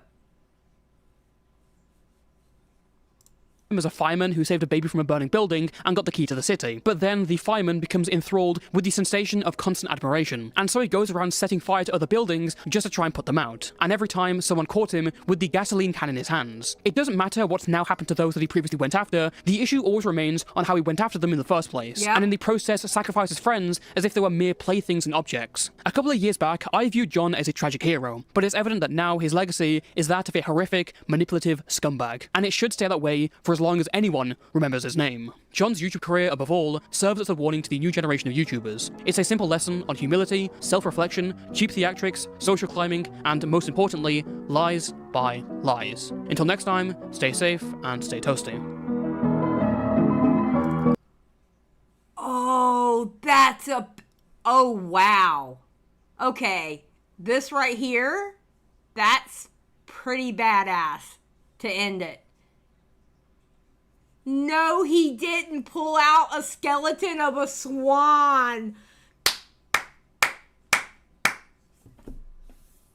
That is, Shadow Star, I agree with you. That's pretty damn badass. That's badass. Damn. That was a good video, Toastify. That was a good video. And you know what? We're still doing Operation Burnt Toast. No matter what. Common Toast W, yeah. Toastify did good.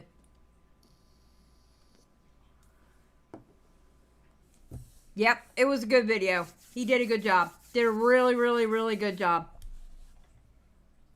I'll have to tell him that your video was awesome and everybody liked it. He's a little shit though, but nah, I like Toastify. He's always been really nice to me. Every time I'm in a call with him, he's always really cool. As Turkey Tom stuff improved drastically like a year or two ago. Yeah. Save the goal. Keep up the good work. Thank you, DN. I appreciate the 5. Thank you. Oh, you saved it just in time, too. It was counting down with 4 minutes left to go. Let's go. Hell yeah. Thank you. I appreciate it. That was very awesome of you. Oh, wait. Did you check Tom's video on Mr. Girl? What do you think we're watching tomorrow? Because you know, if you go over to my channel, okay? If you go over to my channel, I'm going to take y'all for a ride. Hold on. Give me a second. All right. You go over to my channel, right? And you hit podcast, which I don't know why it's under podcast. I don't know how that worked. But you see I have 15 episodes on Mr. Girl. All right. I need to get these off podcast. But anyway, I have 15 episodes on Mr. Girl. If you think for 1 second I'm not going to watch that Tom video on Mr. Girl, you have lost your mind. I cannot stand Mr. Girl. I have been a hater of Mr. Girl.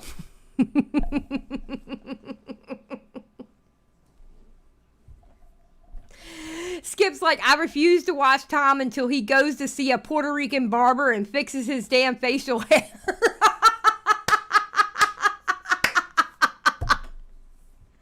Skip. Well, they're live streams, and Stan, so you know I went through a lot. Okay? I went through a lot. They were live streams. I stopped after a while because it was the same. Basically, after the Destiny leaks. Oh, no, excuse me. Not the Destiny leaks. My bad. Basically, after his manifesto on Destiny, he got stomped to the ground. He got stomped. And honestly, he thought it was going to bring him up to relevancy again, when in fact, it actually had the opposite effect for him. So, I pretty much laid off the Mr. Girl stuff, but I want to see this video by Tom. Yeah, I've been told that it's good. And Stan was like, it felt like more. Well, you know what, Stan? I think that's because I did do some research streams on my second channel. And I think I did some research streams that I put either on members only or private. So that's probably why it felt like more. Because I did talk about him more than just those 15. So that might be why it felt like more. It was actually a Mr. Girl. It was actually a Mr. Girl live stream that got me hit with the hate speech on my second channel. And you know, and that timestamp they gave on my second channel is me agreeing with Technicals, and all I said was, Technicals is preaching the good word. That's literally the timestamp they give for hate speech. Is me literally saying Technicals is preaching the good word when Technicals and Mr. Girl got into it on Augie's stream.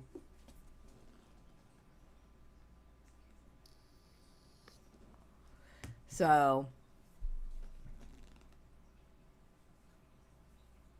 I still have no idea who he is. His name is just constantly thrown around. Well, DN, be here tomorrow. We're going to watch that video tomorrow.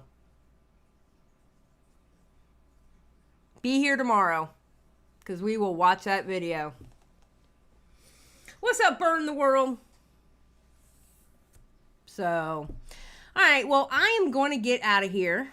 I don't know why wait, is somebody messaging me?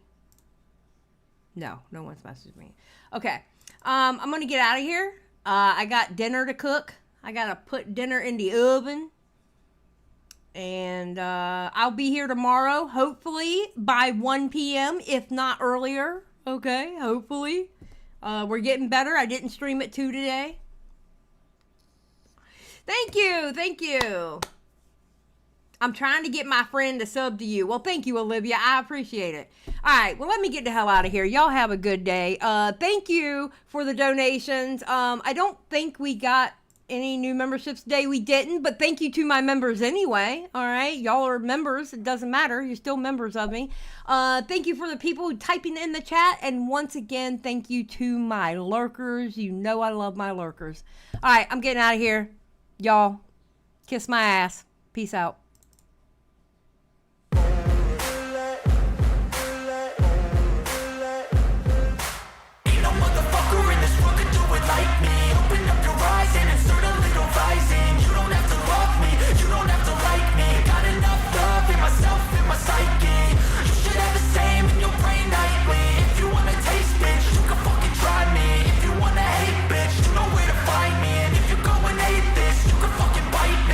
Cruising in my lane fast, call it high speed. I've been working hard, yeah, I've been working nightly. If you think you'll win, ha, not fucking likely. I be taking shots, yeah, cold-blooded, icy. Watching numbers grow is what I call sightseeing. In the front row, run it up when they hype me. The following grows, they know how to ignite me. Call me CEO, I've been running shit right, see. And I ain't playing games, I create my own lane, making pleasure out of pain, turning losses into gains. I'm the boss, I'm making change. I've been rocking this exchange, popping off and risking things. Gonna make a fucking name. I just wanna be famous, but I don't want that cheap fame. No, I'm not that vain. I just wanna be greatness. I just wanna be